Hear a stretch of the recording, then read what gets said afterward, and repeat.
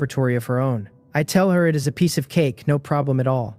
She thanks me, and we end the conversation. I tell Mole to call all the tunneling ants up. She answers at once that she will, and I set the manual down, ready to put them to work. Then I remember the sentry ants have been out scouting for a while and I have not heard back, so I ask through the mutual aid contract whether they have found anything. Noel goes quiet for a moment, gathering the data, and reports half a minute later that they have currently mapped 60% of the territory, turning up 11 unranked mutated beasts, 6 black iron rank, and 3 bronze grade. I frown at the numbers. Yesterday, the black scythe hunting ants swept the entire shelter territory clean of mutated beasts. So where did this fresh batch come from? Last night, I read the world announcement and assumed it only meant the mutated beasts already inside a territory would roam more freely. Now it looks like something else is going on. The only explanation that fits is that they migrated in from the dark world under cover of darkness, which would mean those nameless monsters out in the dark world are themselves mutated beasts. I tell Mole to keep tracking it and to notify me the instant anything changes. I shake the worry off for now and look at the tunneling ants already climbing out of the nest.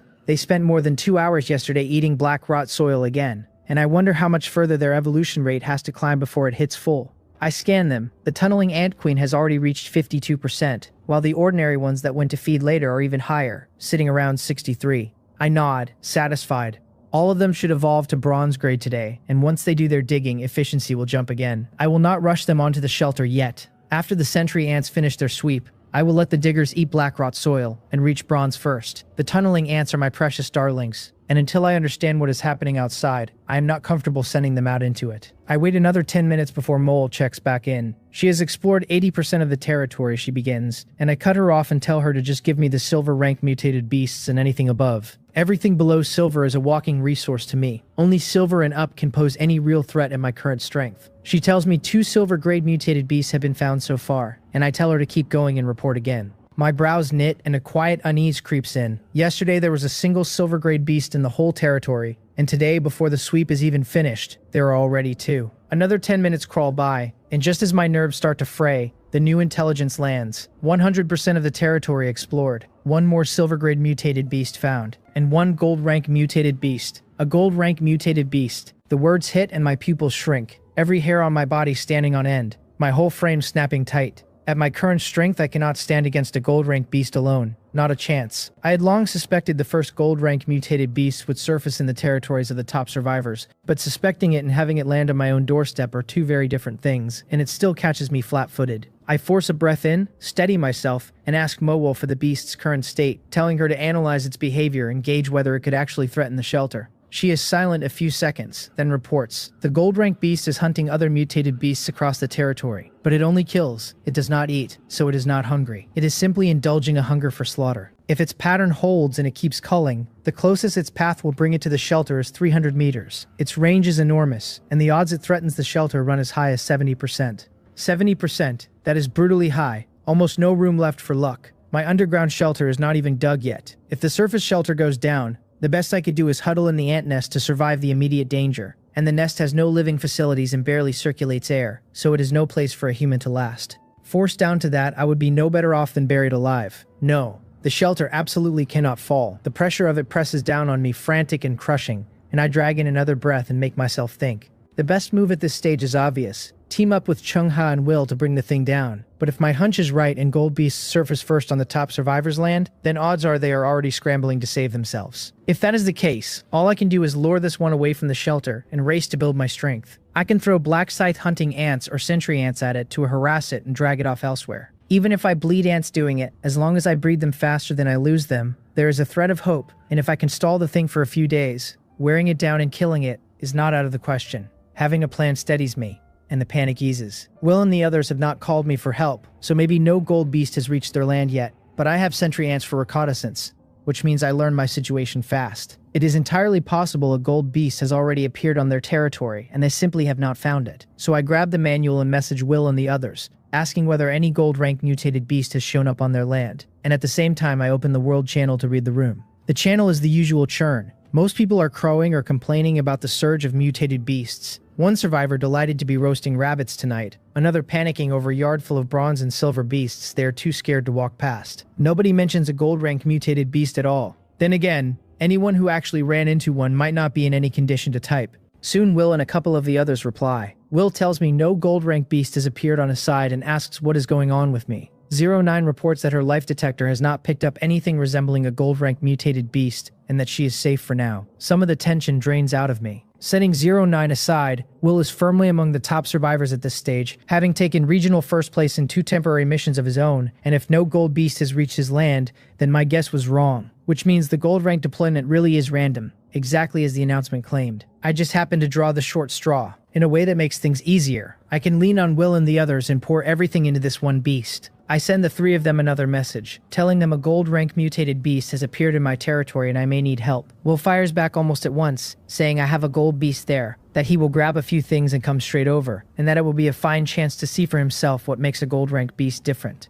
09 replies that her own strength is limited, and she will not come and get in the way, but if I send over the ants that need modifying, she will work on them as fast as she can. Their warmth gets to me a little. Facing something this dangerous, with neither of them fully prepared, they still volunteer help without hesitation. What puzzles me is that Xiongha is not answered. From what I know of her, she would never shrink back and bolt, so she must have run into something that is keeping her from replying. I set her aside for the moment, better to prepare for the fight first, and turn my mind to the battle plan. 09's mechanical modifications have to fit a creature's exact body shape. My flashing black scythe hunting ant has not integrated its genes yet, so it has no fixed form and cannot be modified. And the reason I held off integrating them was precisely so I could tailor it to whatever gold beast I ended up facing, which makes intelligence everything. First, I need to know what kind of beast this is. I tell Mowol to have the sentry ants probe its attack methods and movement, whether it fights mainly at range or up close, and whether it can fly. Sentry ants cannot identify a species outright, so I can only piece the thing together sideways. Half a minute later, Mole reports its attacks are mainly melee, though ranged methods cannot be ruled out, and that it has no wings, relying on running and leaping.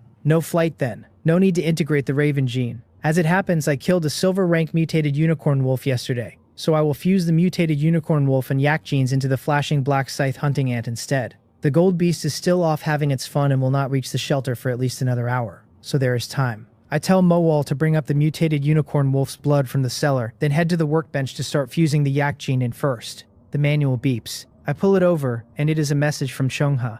The moment I read it, my pupils tighten and my face goes grave. Her territory, she tells me, also has a gold rank mutated beast. A gold rank beast on her land too. My heart, which had only just settled, climbs straight back into my throat. If only my territory had a gold beast, the 4 of us could converge on the one. Hard but not hopeless. 2 of them changes everything. We do not yet have the means to hold off 2 gold rank beasts at once, so we will have to concentrate on killing one first and stall the other. I had only just rehearsed how to delay a gold beast, and if her situation is the more urgent, I will have to shelve mine and turn to hers. I reply fast, asking how serious it is on her side, telling her my beast is expected to threaten the shelter in about an hour, and that I have other means to drag it out. Xiongha answers quickly. She tells me to deal with my gold beast first, that she has ways to hold hers off for a while, though she cannot spare me much help right now. She says she is sending me some of the mutated plants she cultivated, that they should help, and that I should kill the beast on my land first, and then come to her. With that, she trades several items over. 4 fist-sized fruits, bright red. I pick one up to look it over, and my eye of taming pulls the reed for me.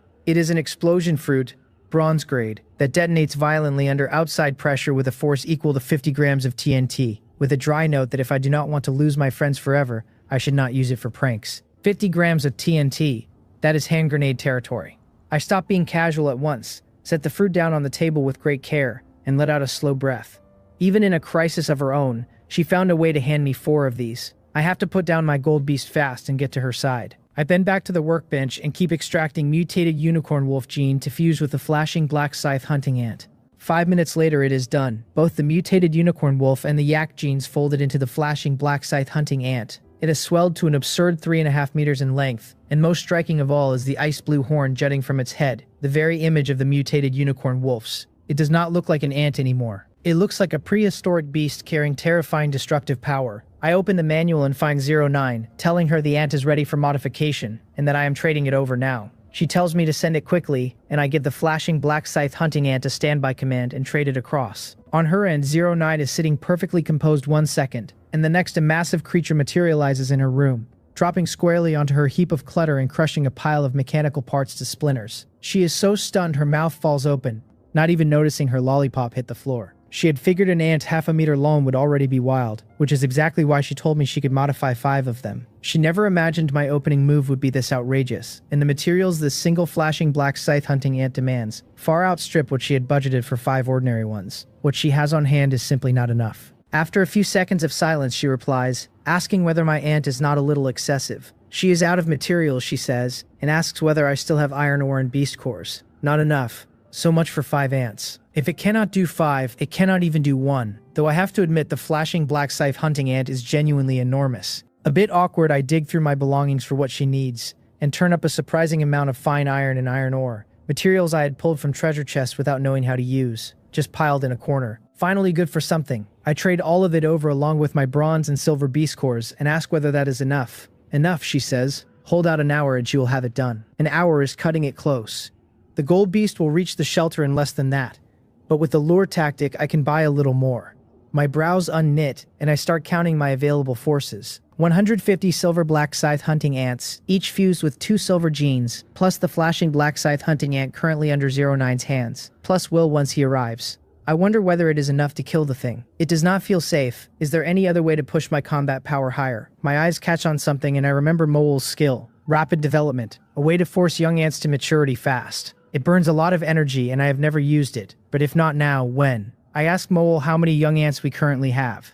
58, she tells me, not yet matured. 58. Against my current 150 hunting ants, that is a real boost. I tell her to eat whatever grain and fresh meat the cellar holds, spare no consumption, and mature every one of them. She answers that she will do her best. While she works, I do not sit idle either. I stand at the workbench and run the gene manipulator, extracting silver mutated unicorn wolf fragments, because there is still time before the gold beast attacks, enough to fuse the fragments into the ant's wall is ripening. 5 minutes pass, and the manual beeps again.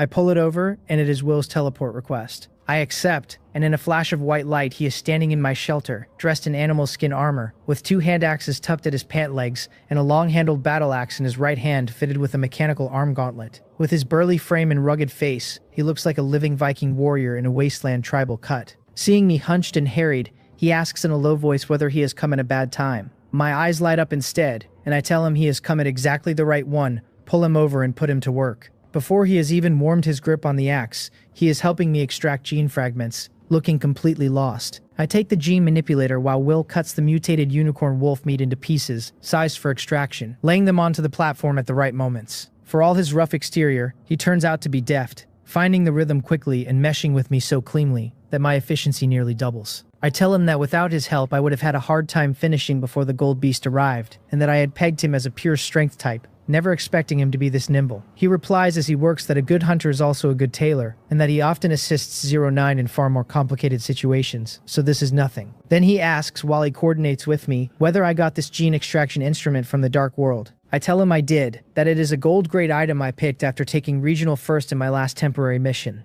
and one of the core sources of my power. Then it occurs to me to wonder why he is asking, and I ask, a little cautiously, whether he is thinking of telling 09 about it. Caught out, he throws up his hands, a little embarrassed, and admits 09 quietly asked him to find out how rare and useful my item is. He insists her skills are reliable, that the gold-grade item he won for his own regional first has already been disassembled by her, and that his mechanical arm gauntlet was built by her, out of the technology she pulled from it. But he promises he will not say a word without my permission. I shake my head, a little helpless, and tell him to look at the situation.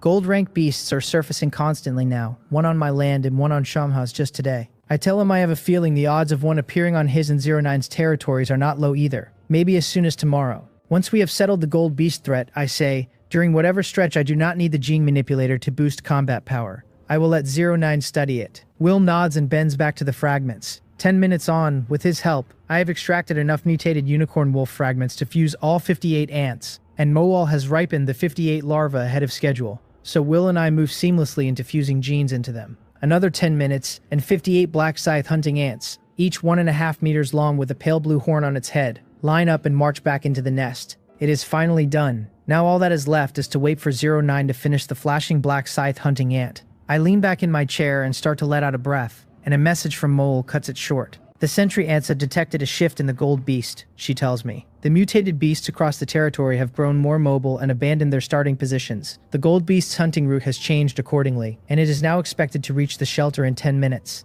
10 minutes. My loosened body snaps tight again and my face goes hard. Will does not have Mole's feed, but he reads the change on my face and knows the situation has turned. He asks what happened, and I tell him in a low voice that the gold beast's route has shifted, and it is expected near the shelter in 10 minutes. He is not especially surprised. The unexpected is part of battle, he says calmly. Things never go exactly to plan, and as it stands, we can only go for it. He is right. A gold beast is not a stone to be positioned on a board. How could it move exactly as I scripted? But I shake my head and tell him the flashing black scythe hunting ant is the only thing in my arsenal that can stand against a gold beast head-on, and I will not let him take the full weight of it. We need to wait for 09's modifications. We have to stall at least another half hour. Will frowns. The beast will not hand us that much prep time, he says, and if we let it close on the shelter, then even if we kill it in the end, the shelter almost certainly will not survive a gold beast's destructive power. Rather than wait to be slaughtered, he argues, we should seize the initiative and pick a different battlefield. I stand, nod, and agree. We need to take the initiative, but it is not time for him to make his move. His combat power has to be spent at the decisive moment. For now, we need to buy time, and that buys us something else too. A chance to test exactly how strong this gold beast is. 2 birds, 1 stone. I tell Mowal to send out a small team. 5 black scythe hunting ants, 3 fused with crow yak genes, and 2 with mutated unicorn wolf genes. First to lure the gold beast away from the shelter, then to fully test and evaluate its combat power. She answers, and the 5 large ants pour out of the nest entrance. I open the shelter door and the strike team vanishes from sight. Will watches them go, shaken. His own ability is tied to beasts, giving him a beast's nose and a feel for a creature's strength. When my 5 black scythe hunting ants appeared all at once, he says he could feel a lethal threat coming off them. And these are only the scouts I sent to probe the gold beast. He swallows hard and asks how many of these ants I have. I am half buried in Mowal's feed and answer offhandedly, oh, not many, around 200. 200. He questions reality, mouth hanging open, staring at me. With over 200 of these monsters, he is clearly wondering whether he is even needed, whether I could not just devour the gold beast alive on my own. I do not catch his expression. The strike team moves fast and is already in close combat with the gold beast, and Mowal begins feeding me the reports. The team has engaged. The target roared, the air shuddering violently, suspected sonic and mental attacks, and every member shrugged it off immune. The target leapt and pounced. The 3 crow-fused ants dodged. The 2 mutated unicorn wolf ants took the hit. Their carapaces slightly dented and already healing. The reports settle my furrowed brow into doubt instead. That is not right. Yesterday, a single skill from a silver mutated unicorn wolf sent one of my black scythe hunting ants flying. Most of the ones hurt now are the ones without fused genes, true, but a gold rank beast is supposed to be 10 times a silver's strength, so even with all that fusion, my ants should not be able to take a single blow standing. Why does this gold beast feel weaker than it has any right to be? Will catches my puzzled look and asks whether the ants found something. I nod and voice the doubt, telling him that yesterday a silver beast wounded a swarm of my ants with 1 skill.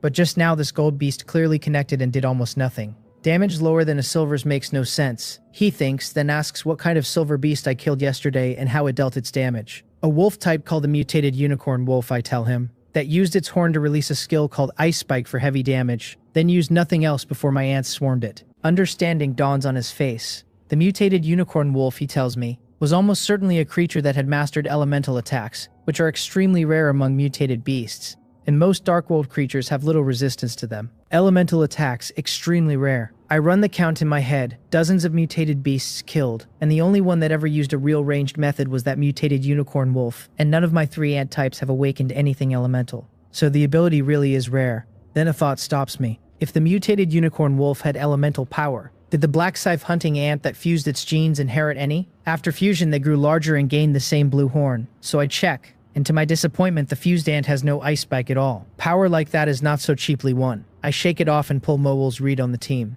The 5 ants are still pinning the gold beast, taking hit after hit to keep it from drifting toward the shelter. Their carapace is dented more and more, but their lives are not in danger. Through all of it, the beast has not loosed a single elemental attack, so it seems to have only physical methods. My black scythe hunting ants happen to be a type with overwhelming physical resistance, and weak elemental resistance, which is the perfect counter. Which means that maybe, even without the flashing black scythe hunting ant, I could kill this gold beast with my current strength alone. The thought sends a thrill through me, half tempting me to grab Will and march out to chop the thing up this minute. Reason stops me. 09 will have the flashing ant done in under half an hour. No need to rush. Better to play it safe.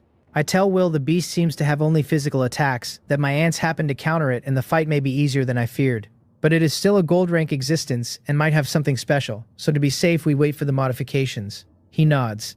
Patience is a hunter's finest quality, he says, and I am an excellent hunter. 20 minutes later, the 5 black scythe hunting ants finally fail to hold and die under the gold beast's claws, but they did exactly what I needed, dragging it clear of the shelter and resisting this long, Mission complete. Just as I am weighing whether to send another team to stall, the manual beeps. It is 09, telling me the modifications are finished and to trade. She said an hour, and she has it done in 50 minutes. She truly gave it everything. I accepted once, and the next second the flashing black scythe hunting ant materializes in the open floor of the room. It is clad now in thick metal battle armor, even its 1.5-meter scythe mandible sheathed in refined iron, with bronze-grade beast cores set at the joints for some purpose I cannot yet read. On its back rides a rusty, deeply wasteland-style firearm, except the chamber holds no magazine. Only a silver-grade beast core clamped in by a metal brace, which has to be the energy gun 09 mentioned. With that, it has its answer to the lack of any elemental attack. Looking at the metal behemoth standing in my room, a complete sense of security settles over me. I tell Will, who has been restless for a while now,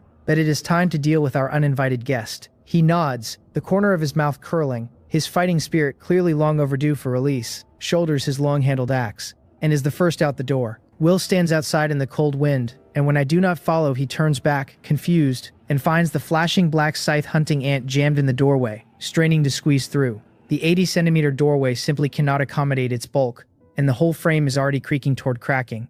Miscalculation. I should have sent it out through the tunnel. I look at the scene with a headache, the ant stuck fast, unable to go forward or back, and I grit my teeth and order it to force straight out and not worry about the damage. A few beast cores on its armor flicker, and it shoots forward like a cannonball, taking a good chunk of the doorframe and the planks around it along for the ride. I look at the wreckage of my doorway and raise an eyebrow. Never mind. Kill the gold beast, claim its gold rank core, and the shelter can be upgraded to level 4, at which point the whole thing gets rebuilt anyway. I tell Mowal to call up every silver black scythe hunting ant. Depart. At my command, 203 silver black scythe hunting ants, fused with every variety of gene, stream out of the nest and charge the gold beast in a wave of sheer menace, with Will and me close behind. The trees within 800 meters of the shelter were cleared long ago, so the cold wind sweeps through unbroken howling as it goes. I am bronze grade and wrapped in an ancestral dragon self-heating windbreaker, so I feel fine. And what surprises me is that Will, in beast hide armor with half his body bare, seems perfectly comfortable too. I cannot tell whether his leather is special, or whether he is simply built to shrug off cold. My shelter is not large, and the gold beast is not far. In the blink of an eye I hear a string of majestic roars, and looking toward them I find a colossal creature standing in a sparse stand of trees my ants have not yet reached. It is about 8 meters long, 3.5 meters at the shoulder, draped in thick brownish yellow mane. Its back is to us, and it is shaking its maned head and tearing at something on the ground, roaring now and then. It is so absorbed in its prey, or so utterly unconcerned, that even with my black scythe hunting ants only 100 meters out it keeps toying with its kill. Will and I hang back another 50 meters behind the ants, since we do not yet know its abilities and dare not close in. This silhouette. This is a lion. On Blue Star, the lion was the king of the grasslands, ranked alongside the tiger, and I recognize the species at a glance. While its attention is elsewhere, I pull its reed, and the Eye of Taming gives me a mutated lion, gold rank, with abilities listed as Bite, Lion's Roar, Sharp Claws, Pounce, and Furious Rage. The detail is thin, the same as when I scouted the mutated unicorn wolf, but enough to grasp its capabilities. Silver beasts carry only 3 abilities. This gold rank mutated lion has a full 5, and most of the names give away their effects on sight. Only Furious Rage leaves me uncertain, though I can guess at an explosive skill of some kind. With the picture in hand, I lean toward Will and tell him quietly that I am a beast tamer, not built for close observation, so I will command the ants from a distance. The plan is to let the flashing black scythe hunting ant lead the attack while he supports from the flank, and the moment he feels real danger, he retreats fast, because as long as the Green Mountains stand there is no shortage of firewood. Will, gripping his battle axe and staring at the mutated lion with an excited expression, does not answer, only nods slightly. I take the nod as confirmation and withdraw without pause to 500 meters out, stopping only when the lion is completely out of sight. I let out a breath and link with Mowal through the contract to watch the fight in real time. She tells me my companion has already charged the mutated lion and asks whether the black scythe hunting ants should join. What? Why is Will being so reckless? His state a moment ago was strange, as if he had slipped into some peculiar condition, perhaps tied to his ability. To keep him out of danger, I tell Mowal fast to make the flashing black scythe hunting ant the main force this round, and to cover Will's retreat the moment his state turns bad. I tell her to take over command herself. No need to ask me for instructions anymore. Just feed me the battle as she can. She answers. The instant Will charged, the mutated lion stopped tearing at its prey. It dropped the kill from its mouth and turned slowly, looking at the charging Will and the swarm of black scythe hunting ants with open mockery. It had not turned earlier, not because it failed to notice us, but because it was feigning ignorance to draw us in. As for why the 5 scouts had pinned it so long before, it was simply bored and stumbled onto some durable toys, and got carried away playing. The ants have decent defense and attack, but their speed is the problem. And even if it could not beat them, its own speed meant escape was never in doubt, so it never took them seriously at all. Through Mobile's running feed, I might as well be watching a live broadcast, and understanding the lion's true state, I cannot help fearing for Will and the others. In an instant, the two sides close. Will charged first, but does not arrive first. Something reaches the mutated lion even faster than he does, and it is the modified flashing black scythe hunting ant. The seemingly clumsy thing, driven by the beast cores in its armor, started later and overtook the early charging Will, tearing toward the lion like a war chariot. The mutated lion, calmly playing cat and mouse with Will, never expected a surprise attacker to come howling in with that kind of momentum. In a flash, the flashing black scythe hunting ant's electroplated upper jaw, its fine iron edge spinning like a chainsaw, is about to clamp onto the lion's face, and if it bites down clean, the lion is in trouble. But a gold beast is a gold beast, and it reacts fast, a cold flashing claw sweeping up to meet the side jaw. The two collide with a ringing clang, the upper jaw knocked aside, and the lion's mouth curls into a cruel smile. Then a white light flares from the dark muzzle on the ant's back, a beam lancing out, and as the lion's old strength wanes before its new strength can rise, it takes the shot square in the abdomen, a coin-sized wound opening, blood gushing. The lion freezes, like a medieval knight meeting firearms for the first time, staring at the wound in disbelief. Before it can recover, the flashing black scythe hunting ant seizes the moment, its open scythe jaw swinging down and around to clamp onto the lion's right hind leg, the inner serrations whirring, sending fur and flesh and bone fragments flying. In a single exchange, it has punched a hole in the lion's belly and severed one of its legs. Watching the result, Will up close and me far away are both stunned, both gripped by the same sense of disjunction, like sharpening the butcher's knife for ages only to find the thing on the block was a chicken. Maybe I am being too cautious. The truth is I am very strong. I could afford to be a little more arrogant. Watching the flashing black scythe hunting ant's astonishing showing, a faint sense of unreality washes over me. It carries the flashing trait, which multiplies its combat power fivefold, plus 2 silver rank genes for at least 3 times more, plus 09's modifications, putting its overall power well past 10 times an ordinary silver beast. A gold beast is only 10 times a silver, and this mutated lion has no elemental attacks and does not look like a heavyweight among gold-ranked beasts. So by the math, the flashing ant's theoretical strength even edges out the lion's, and wounding it in one careless exchange is perfectly reasonable. But that is only theory. The lion's innate life level still sits a full rank above the ant, and it has those 5 abilities, especially Furious Rage, which has been nagging at me the whole time. I compose myself and tell Mowal fast to watch the lion's movements and guard against a counterattack. Before the warning is even out, the scene shifts. The mutated lion flings its head, hurling the flashing black scythe hunting ant away along with the severed leg still clamped in its jaws. Then it gapes its maw and looses a deafening roar toward Will and all the ants. A sound so shrill it is less a roar than a scream. As it roars, red mist pours steadily off its body, giving off a strange, dangerous feeling, the unmistakable prelude of a villain charging a big move or transforming in some anime. Why would anyone ever let a villain transform? Back on Blue Star, I used to mock the hero parties in anime and games who just stood there watching the villain power up, and my first instinct now is to interrupt. But Mowal's feed kills that plan. Will, the instant the roar hit him, doubled over in pain, clutching his head with both hands and dropping to one knee, 2 streaks of blood sliding from his nose. Forget interrupting the lion's transformation, he cannot even protect himself. And my black scythe hunting ants, though better off than Will, are lying quietly on the ground, with nowhere near the strength to break it up. Things really are not as simple as I imagined, but the lion's state comes and goes fast, lasting less than a minute before the roar tapers off, and the red mist dissipates, and Will and the ants get their mobility back. When they look at the mutated lion again, it has changed enormously. The right hind leg the flashing ant snapped off, and the bloody hole in its belly have both healed clean, and its already massive body has swelled another full circle to a terrifying 10 meters long, 4 meters at the shoulder. The black scythe hunting ant, huge in its own right, now looks as pitifully small before it as an ordinary ant beside a lion. And Will, a 2-meter man, has to crane his head to see the thing's face. This has to be Furious Rage. Seeing the change, I finally understand why it is a gold-ranked beast. Next to gold creatures with elemental power, a mutated lion that leans purely on its body may be short on attack variety, but it is certainly not much weaker for it. It does not give me time to dwell. The instant Furious Rage lands, the lion glares with red eyes and pounces on the flashing black scythe hunting ant that wounded it, and its bulk is deceiving, because its speed is no joke. One stride and it stomps the ant into the ground, then snorts and stomps the same spot again and again, until the earth is flattened and the ant is buried out of sight. Only then does it stop, turning its gaze on the other black scythe hunting ants, which look much like the buried one, and lunging into the middle of the swarm with claws flailing. Every swing flinging an ant away with a cracked carapace. Not killed outright, but badly hurt. Watching from afar, my brow furrows deep, This is monstrous. If every gold-ranked beast is this fierce, how is anyone supposed to fight them? And just as the lion wreaks havoc and my worry peaks, Will, kneeling and shaken by that earlier roar, slowly rises. He tells me in a deep voice that the lion's state will not last long, that this furious rage should work much like his own berserk, both explosive skills with powerful side effects. The intelligence reaches me through the ants on the field, and understanding settles in. No wonder the thing turned so savage. It is riding an explosive skill.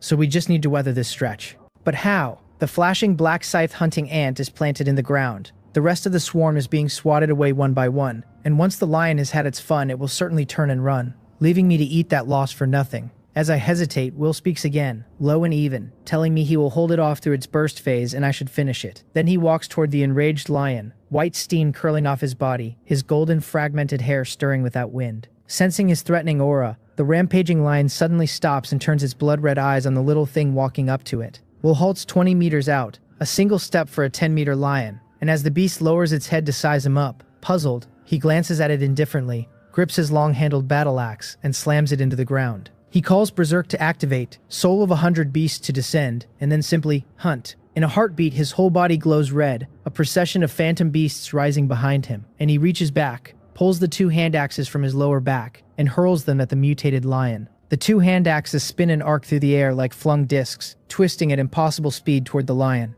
The distance is too short and the lion too vast for it to dodge, and both axes shear through the tough fur, kicking up streams of blood, burying themselves deep in its body. So cool. Watching the attack land, I am stunned and I slap my thigh in regret. If I had known warriors were this fierce, why on earth did I pick Beast Tamer? But effective as it is, the hand axes are too small, and to a beast that size it is a needle prick. A little painful, no real harm, and worse, it ignites the lion's ferocity. The lion drops its head, gapes wide, and roars at Will, a huge sound wave laced with foul stench, rolling out. Not good. Judging by how Will buckled under the last roar, this could stun him. I am about to send the remaining ants to pull him clear, when, to my surprise, Will stands tall, completely unaffected by the roar. His current state must grant immunity to the negative effects of sonic attacks, a kind of crowd control immunity. As I am working that out, he moves again, declaring blood drawn, mark successful, the hunt begun, and he yanks the long-handled axe free, leaps and lands atop the lion's head while it is still roaring with its mouth open. Gripping a fistful of mane, his gauntleted right hand swings the axe in a frenzy, opening the lion up, every swing driven by the beast core in the gauntlet, each one breaking through the thick fur and biting hard into muscle. His marking ability is taking effect too, amplifying the damage,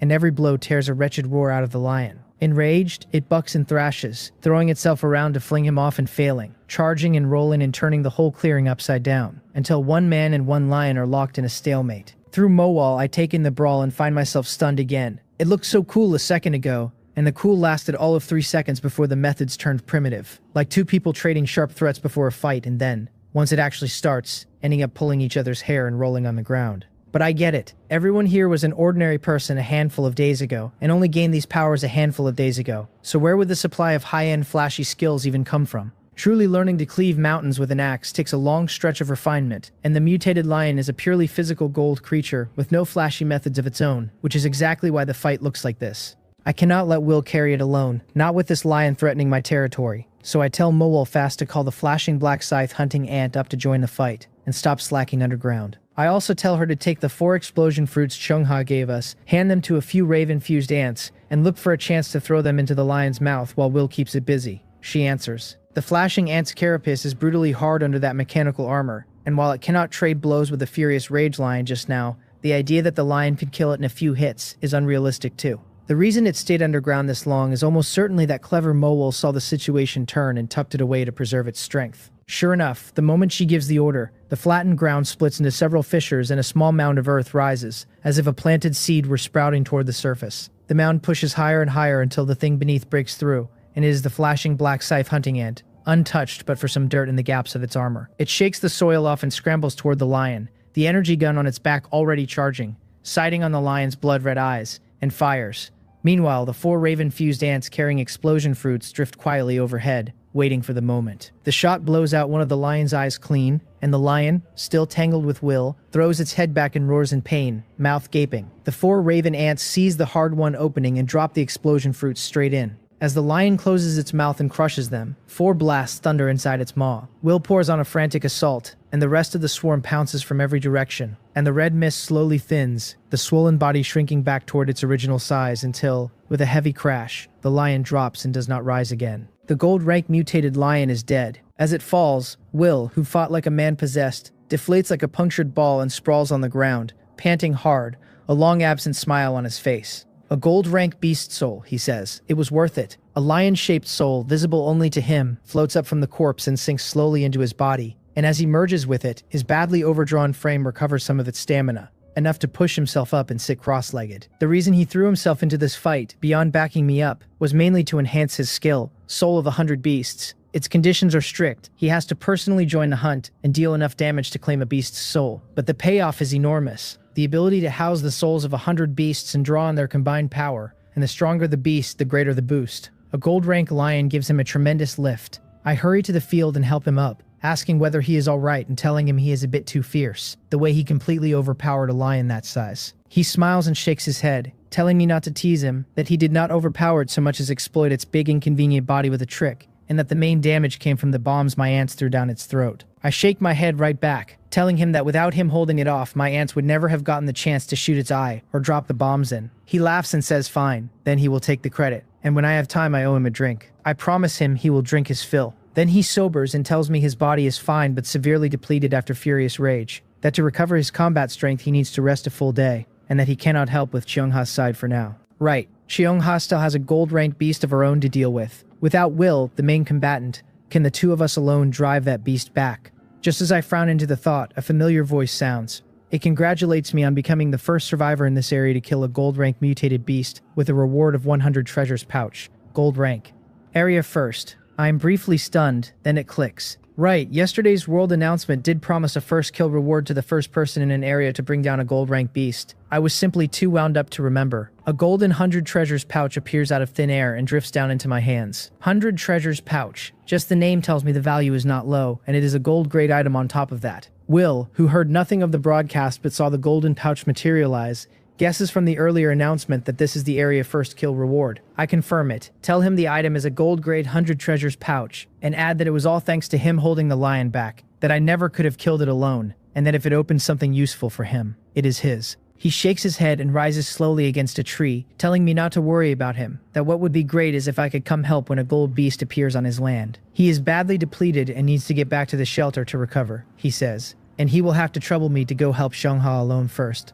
A flash of white light, and he is gone. I glance at the empty spot and do not linger, organizing my team at once to rush to Cheongha's aid. I tell Moel to tally the black scythe hunting ants. How many wounded, how many intact? Counting out the flashing ant, I brought 208 silver black scythe hunting ants of every gene into this fight, and plenty were sent flying by the berserk lion, so I do not know the cost yet. While she counts, I look at the 100 treasures pouch. Unlike past temporary quests that rewarded the top 100 in each area, this one only rewards the single first killer, which speaks to how high its value runs. I wonder whether the pouch can open a powerful item to turn the coming fight, because heading to Cheongha alone genuinely worries me, and any item that could raise my combat power now has to be used. Without hesitating, I pull open the golden ribbon at the pouch's mouth. Streaks of golden light spill from the widening bag, and I squint into it as dozens upon dozens of walnut-sized golden orbs come flooding out, darting through the air. At a rough glance, there really are dozens, maybe 100, and inside each one I can faintly make out a miniature item. A crossbow, a scroll, a fruit. Could each orb hold an item? Then this is 100 items, and the 100 treasures pouch truly holds 100 treasures. Before I can move, the familiar prompt sounds in my ear, telling me the 100 treasures pouch, gold, has opened, and to grab 3 light orbs within 10 seconds, after which, or once 3 are taken, all the orbs vanish. The count begins 10, 9, 8. Out of 100 items, I can only choose 3, and only inside 10 seconds. Thinking it over, it makes sense. 100 items with no cap would be an instant fortune, far too heaven-defying. 3 is still plenty though, and if all 3 come up gold rank, this single mission would equal the rewards of 3 temporary quest area firsts. Exactly what a reward only one person in the whole area can claim should be. I stare at the orbs whirling overhead, dazzled. Each is tiny and flies fast, and trying to pick the ones I want is hopeless, because the instant I recognize what is inside, the orb slips away and mixes back into the swarm, and the countdown ticking down keeps me rattled and tense. Fine, I leave it to fate.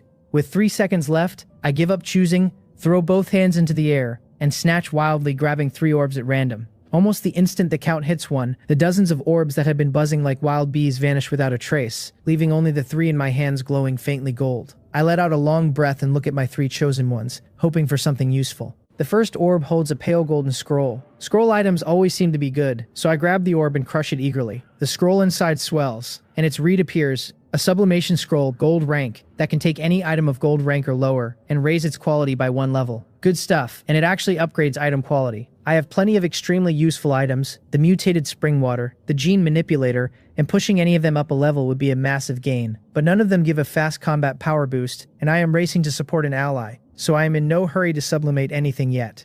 The first orb is a fine start, and I let myself hope for the other 2. I do not even check what is inside the second orb before crushing it. A pair of dark red axes, a meter long and of some unknown material, drop suddenly into my hands, and the crushing weight presses down so hard I cannot hold them steady, and they fall heavily to the ground, blades sinking more than halfway into the earth. If I had not jumped clear fast, my feet might not have made it. I break into a cold sweat and look down. A bloodthirsty battle axe, gold rank, bindable, a battle axe that craves blood, able to nourish its master by absorbing blood and able to raise its own quality once it is drunk enough. A divine artifact, a weapon that can be bound and grow, simply heaven-defying. Could an attribute like that really come out of a gold-grade item?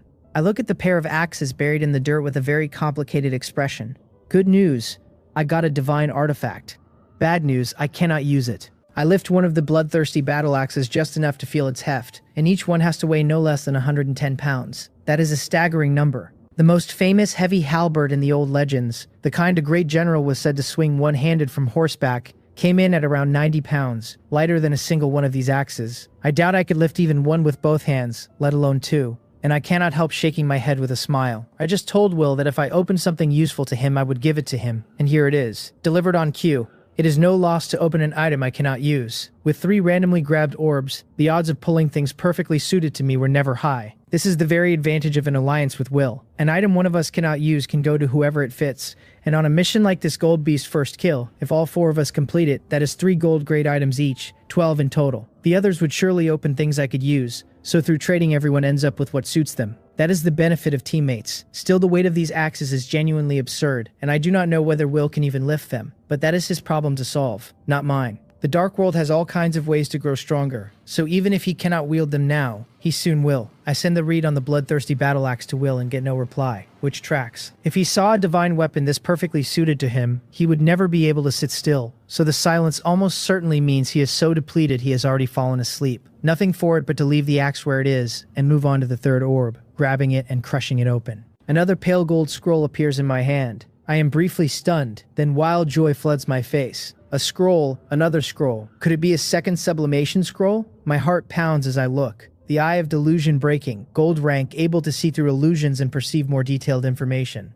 A skill then. From the description it has 2 functions. One is seeing through illusions, which I have never run into, so I do not feel I need it yet. The other is perceiving more detailed information, and that one sounds excellent. When I scouted the mutated lion and the mutated unicorn wolf, the reads I got were brief, and richer intelligence could let me kill mutated beasts far more efficiently, though I have no idea yet how detailed this detail will be. It is useful and does not conflict with my abilities, and it might even come in handy helping Chungha. I pick up the skill scroll, about to use it on the spot, and then stop. Once bitten by a snake, a person dreads a coiled rope for years afterward. A skill scroll, and an eye skill at that, drags me straight back to acquiring the Eye of Taming, when I prided myself on a firm will, and the learning nearly knocked me out from the pain. No time to hesitate now, though. At worst it hurts a while, and it will not be long. I tell Moel to stand guard and let nothing outside disturb me, then grip the scroll, grit my teeth, and tear it open. It ignites of its own accord without wind, turning into golden light that jewels straight into my right eye. I manage a single cry as a surge of pain several times worse than the Eye of Taming sweeps over me. The Eye of Taming was only silver rank, while the Eye of Delusion breaking is gold, and the higher intensity drags the pain up with it. One shout is all I get before it floors me, cold sweat pouring, lips gone white, and I curl on the ground, trembling, in too much pain to even scream. Mercifully, it comes and goes fast, fading in under a minute, though to me that minute stretches longer than a century. The read confirms the skill is learned, the Eye of Delusion breaking, gold rank. I struggle upright, gasping. The pupil of my right eye has turned fully golden, as if I were wearing a colored contact lens, and paired with the left eye, the Eye of Taming long ago dyed purple. I look like some heterochromatic anime character, But I do not notice my eyes just now, because when I glance up I find the whole world transformed, like someone severely nearsighted suddenly given perfect vision, every edge clearer and more real. What stuns me more is that when my gaze lands on a nearby birch, its information appears at once. A birch tree 11 years and 3 months old, 10.3 meters tall, yielding 3 units of wood when felled. The detail really is far richer than before. Examining a birch used to give me only the species and a string of useless filler, never the age, never the wood it would yield. I cannot help feeling delighted, and that is only a tree. So I can only imagine what reading a mutated beast will reveal, or what new insight an item's read might offer. No time to experiment now though. I will research it gradually when I am free. By now Mowol has finished tallying the black scythe hunting ants, having simply held off because she saw I was busy. And the moment I am done, she reports 25 lightly injured, 7 heavily injured, and the remaining 176 in good condition. I am stunned and blurt out in disbelief that it is only that few. The mutated lion had loosed its explosive furious rage and swatted ant after ant away, and I had braced for them to be wiped out, or at least heavily wounded or dead in droves, never imagining only 7 heavily injured, 25 lightly, and not 1 dead, from an explosive gold-rank beast. Loud thunder, but the raindrops were too small. Mole reads my confusion and explains that the black scythe hunting ants have brutal defense and recovery, and only took a single hit each from the lion, not a sustained beating. Apart from the one struck directly in the joints and still healing, she says, the rest recovered within minutes. That settles it. I had long known their defense was strong, but not this strong, knocked away by a furious rage lion to crash hard into the ground and still essentially fine. Truly legendary kings of durability. I let out a slow breath, far more at ease and full of confidence.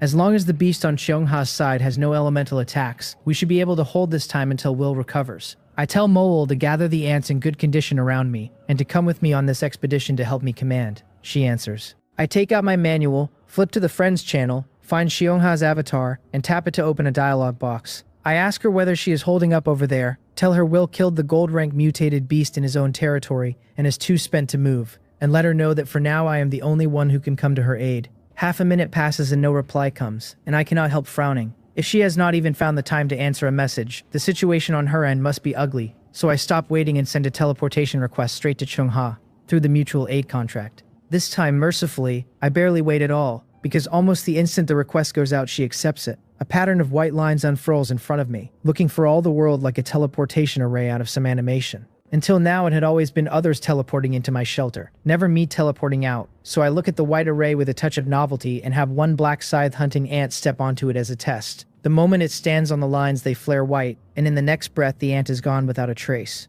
Through the species contract I can still feel that it arrived in good condition, and the array itself sits quietly on the ground, almost unchanged, which gives me a guess. It seems the array sets no limit on how many units cross at once, and whether it stays or vanishes depends only on whether the contract holder himself has gone through yet. To avoid the embarrassment of teleporting myself away and stranding all my ants at home, I tell Mowol to have every black scythe hunting ant step onto the array, and quickly. At my word she marshals them, white light flashing in waves as they vanish from their spots, and in only 3 minutes all 176 of the ants in good condition have crossed. Only Mowol and the flashing black scythe hunting ant remain at my side. With the 30-odd lightly wounded ants left to guard home, I have nothing to worry about, so I take Mowol and the flashing ant onto the array myself. A white flash and we are gone, the array slowly fading from the ground behind us. I feel as though I only blinked, and when I open my eyes the scenery has changed completely. Green everywhere green. A riot of oddly shaped plants I cannot begin to name. Little fruit trees hung with colorful fruit, growths covered in dense fuzzy white spheres, and yet nearly all of it low to the ground. Hardly anything taller than 3 meters. I glance around, and the moment I let the eye of delusion breaking open, a torrent of information floods in, and my skull swells with the pressure of it. I quickly force the eyes shut, and only then does my head feel bearable again. So this eye of delusion breaking cannot be left running loose. It has to be opened and closed by conscious will, or the sheer flood of information will bury me. I shake my head with a wry smile and look around. My ants are scattered through the plants, with Mowol and the flashing black scythe hunting ant beside me since they crossed when I did. Dropped into a strange place with a gold-rank mutated beast on the loose nearby. Having something to lean on this close does put me more at ease. Still, something is off, because both Cheongha and Will had teleported directly into my shelter when they came, while this array has dumped me out somewhere with no Cheongha and no shelter in sight. That is plainly not normal. Then a thin, weary female voice reaches me, telling me she is here. It is faint, but I can still tell it belongs to Cheongha. And what throws me is that the voice comes from above my head. Could she have been outmatched by the gold-rank beast and fled up a tree? Gold-rank mutated beasts can all climb trees. Surely. I shake the strange thought loose, push aside the thick green leaves blocking my view, and look up toward the voice. About 30 meters overhead, on a tree branch thick as a wall, sits a level 3 shelter, and Cheongha is standing outside it, waving down at me. No wonder she teleported me here. The drop point was simply not far from her shelter, the same horizontal position, only at a different height. Cheongha has tricks of her own, building her shelter up in a tree, far safer than on the ground. Wait, in a tree. Something is wrong, and my pupils contract as it lands. How enormous would a tree have to be to hold up a level 3 shelter covering 80 square meters? I shove the leaves aside and my vision clears, and ahead of me, maybe 50 meters off, stands a dark brown trunk thick as a wall, easily wide enough for a dozen people to circle arm in arm, and Cheongha's shelter is perched at the top of it. I stare at the giant tree with naked envy. A tree that grows to that size is no ordinary thing, almost certainly an existence of terribly high quality, and Cheongha is a survivor who specializes in plants, with a plant of this caliber sitting beside her shelter from the very start. How is that any different from cheating? No wonder she has held a lead in this area. Cheongha calls down for me to wait a moment, saying she will have Little Green carry me up. Little Green, I think, and before I can puzzle out what she means, a thick branch swings out from one side and wraps around my waist. Seeing what looks like an unknown creature seizing me, Mole reacts on instinct, her antennae twitching, ready to order the black scythe hunting ants to shear the branch off. I stop her fast, telling her to wait, because I can feel that the branch is only gently looped around my waist, the force exactly measured, and after what Cheongha just said, this is plainly a friendly unit. She holds, with no choice but to obey, and I rise slowly into the air, hoisted by the branch until it reaches the branch 30 meters up, and sets me down. Being lashed around the waist and lifted 20 meters into the sky is, I have to say, a thrill several notches above bungee jumping, and only when my feet are firmly down do I let out a breath. Cheongha walks toward me in a light green dress, apologizing, saying she was treating Little Green's injuries and had no time to answer my message. Her face is a little pale, but her movements are unimpaired, so things should not be as grim as I had imagined, and I relax a fraction and ask her softly what the situation is and where the gold rank mutated beast has gone. She smiles bitterly and tells me it left. It left? I am puzzled by her expression, because a gold rank beast leaving ought to be good news, and yet she still looks troubled. She sighs and explains that it is a mutated beast shaped like a Sika deer that had appeared near her territory half an hour after dawn, and kept trying to devour the various plants she cultivates in her farmland. If Little Green had not fought it off with everything she had, she says, all her plants would have been eaten and even her shelter might not have been safe. I had just heard her mention Little Green, and now she tells me Little Green could resist a gold rank beast, so I have a guess forming and ask her what Little Green is. She tells me Little Green is this tree, her mutual aid contract partner, and adds that I am in fact standing on Little Green right now. As she finishes, a soft rustling of leaves sweeps in from every direction, and she says that is Little Green greeting me, a tree with intelligence. I had already half guessed it, but hearing that Cheongha had formed a mutual aid contract with such a thing, and can command it in battle, stirs something in me. So I open the eye of delusion breaking and look at the giant tree beneath my feet. The information rises at once. It is a Casimir world tree, silver rank growable, a world tree of ancient lineage, and as its rank climbs, it can gradually reclaim the knowledge and abilities of the Casimir family buried in its bloodline, with nearly limitless growth potential. One tree, one world, and at a high enough level it can open a new world entirely. The master listed is Cheongha. I am simply stunned. Nearly limitless growth, the power to birth heaven and earth, and currently only silver rank but with a ceiling that is terrifying. This world really is unfair, that an existence of this tier should land in someone's hands so early. Then again, it proves that the dark world is no illusion running on a fixed program, but a real world of extreme randomness and infinite possibility. I stare at the world tree for a good 10 seconds, then gather myself and tell Cheongha her contract partner looks to be of a very high level, so I ask why a gold rank mutated beast is still so hard for her to handle. She smiles bitterly and explains that Little Green is indeed high level, but that if she were in perfect condition, Cheongha could never have formed a contract with her in the first place. Little Green is still in a growth state and needs vast amounts of energy to develop, she says, and every violent movement burns through that energy, enough that overspending it could drop her a whole rank. Resisting the mutated Sika deer just now nearly drained her dry, and if it comes back, Little Green will likely have no strength left to fight. Cheongha's plant perception tells her the deer has not gone far, that it is circling near her territory eating plants to recover,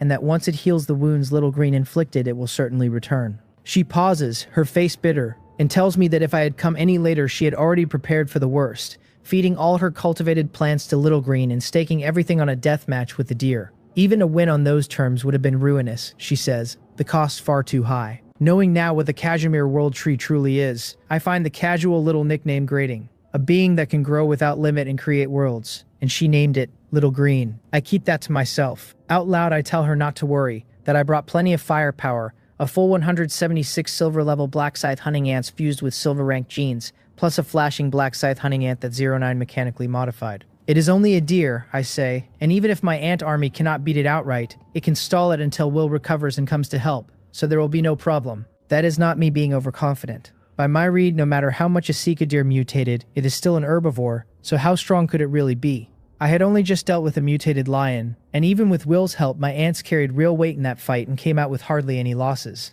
Every factor pointed the same way, so I was brimming with confidence. Then Chungha's next words land like a basin of cold water over my head and chill that confidence flat. She tells me earnestly that this mutated Sika deer is no ordinary deer, that I must not treat it as a common beast or I will pay dearly for it. The antlers on its head can loose sharp leaves that fly no slower than gunfire, and there are many of them, she says, and it used exactly that ability to gut Little Green. Worse, it can also send out vines to bind its target. Vines tough beyond reason and strong enough that some 20-year-old trees were torn out by the roots. As she lays out the deer's traits, my brow furrows deeper and deeper. Hold on, this deer sounds off. These abilities, they all sound like elemental attacks, and wood element at that. A mutated beast that fights purely with its body would hand my black scythe hunting ants a massive advantage. But a mutated beast that has mastered elemental attacks is a wholly different proposition. A mere silver-rank mutated unicorn wolf could wound a cluster of my ants with one skill, and the gold-rank mutated lion needed its explosive furious rage, then more than 10 direct slaps one after another, to do its damage. So how fierce would a gold-rank beast's elemental attack be? Would it not gut a black scythe hunting ant in a single blow? An herbivore stronger than a carnivore is too counterintuitive. My expression turns grim. A moment ago I had thought Little Green resisting the deer for only an hour was a little beneath her level. Now it is clear the World Tree is exactly that. A World Tree to hold off a gold rank beast wielding elemental attacks for a full hour at only silver rank. The situation is genuinely thorny. Still, retreating without firing a shot is not my style. I have to go see this mutated Sika deer for myself and gather some intelligence, and perhaps my eye of delusion breaking will hand me a surprise. Golden light flickers in my right eye, and I raise my head and tell Chiong I understand, and will be careful. That while the deer is still recovering, I will go scout it, and I ask her to guide me to its location. As I speak, I turn to the edge of the branch and leap off it, dropping straight down from 30 meters up. She cries out for me to be careful, and looks down, only to see a huge winged ant catch me and ease me to the ground. The black scythe hunting ant fused with raven genes carries me down and lands without a stumble. With an ant's strength, hauling a man my size is nothing. Only the ride quality cannot be guaranteed. Seeing me safe, Cheongha pats her chest in relief and calls down that she will have the plants show me the way. And to be careful. How can plants show the way, I wonder? And just then the flowers and grass beside me tilt gently toward the northeast, like a person pointing with an outstretched hand. So that is how it works, quite handy. I tell her that if it proves impossible I will come back and think of something, then mount the flashing black scythe hunting ant and spur it in the direction she indicated. The flashing ant runs a full 3.5 meters long but stands low, so I have to fold my legs up to keep my feet from dragging, like steering an oversized go-kart, not elegant in the least but far faster than my own 2 feet. Following the plants, I quickly lead a column of black scythe hunting ants to the edge of a dense forest, where Chungha's plant guidance abruptly stops. I understand at once that the target must be close, and sure enough a string of whistling sounds carries from somewhere ahead, followed by a heavy crash, as if something massive had slammed into the ground. I dismount fast, lower my body, lighten my steps and creep forward, and after about 20 paces I peer through the gaps between the trees to find an open clearing. It is littered with thick fallen trees and broken stumps of every height, each stump's cross-section perfectly flat and smooth as a radish sliced by a kitchen knife. At the center of it all, a huge Sika deer with a pair of large emerald antlers stands with its head down, eating the tender shoots at the very crown of a felled tree. After it strips the tiny shoots, less than a hand's width long, it ignores the rest and looks up at another tree still standing nearby. The emerald antlers flash green. Several flying leaves shoot out in a straight line and slice clean toward the trunk, and the tree is cut through at the waist and crashes down. The deer ambles over, eats the shoots at that crown, ignores the rest again, and starts hunting a new target. So that is how this clearing came to be, and that explains the earlier noise. This mutated Sika deer is staggeringly wasteful, and at this rate no quantity of trees could ever satisfy it. No wonder Little Green fought it with everything she had. A creature moves to live, a tree moves to die. However gifted the World Tree, she is still a tree with no legs, and if she had not resisted with all her might, this deer would have gnawed her bald. While the deer eats happily, I tuck myself out of sight, fix my gaze, and open the eye of delusion breaking, and its information appears. It is a mutated Sika deer, gold rank, and its abilities read out in full. There is a headbutt that rams with the antlers at a force reaching 500 kilograms, and a stomp that lifts the front hooves to crush with 750 kilograms of weight and 300 kilograms of force. There's a willow leaf flying dagger that condenses wood element energy for a second, and then looses willow leaf blades to cut the target, with longer charges spending more energy and throwing more blades. There is a vine entanglement that flashes the antlers green for 3 seconds before vines erupt under the target's feet to bind it, and a photosynthesis that lets it absorb sunlight to replenish wood element energy. Its status shows a minor injury at 86%, and energy at 71%, and its listed weaknesses are the abdomen, the eyes, the calf joints, and the tailbone. This detailed, my eyes go wide. This is practically reading the color of the deer's underwear. Every ability spelled out, its status, even its weaknesses, all laid bare.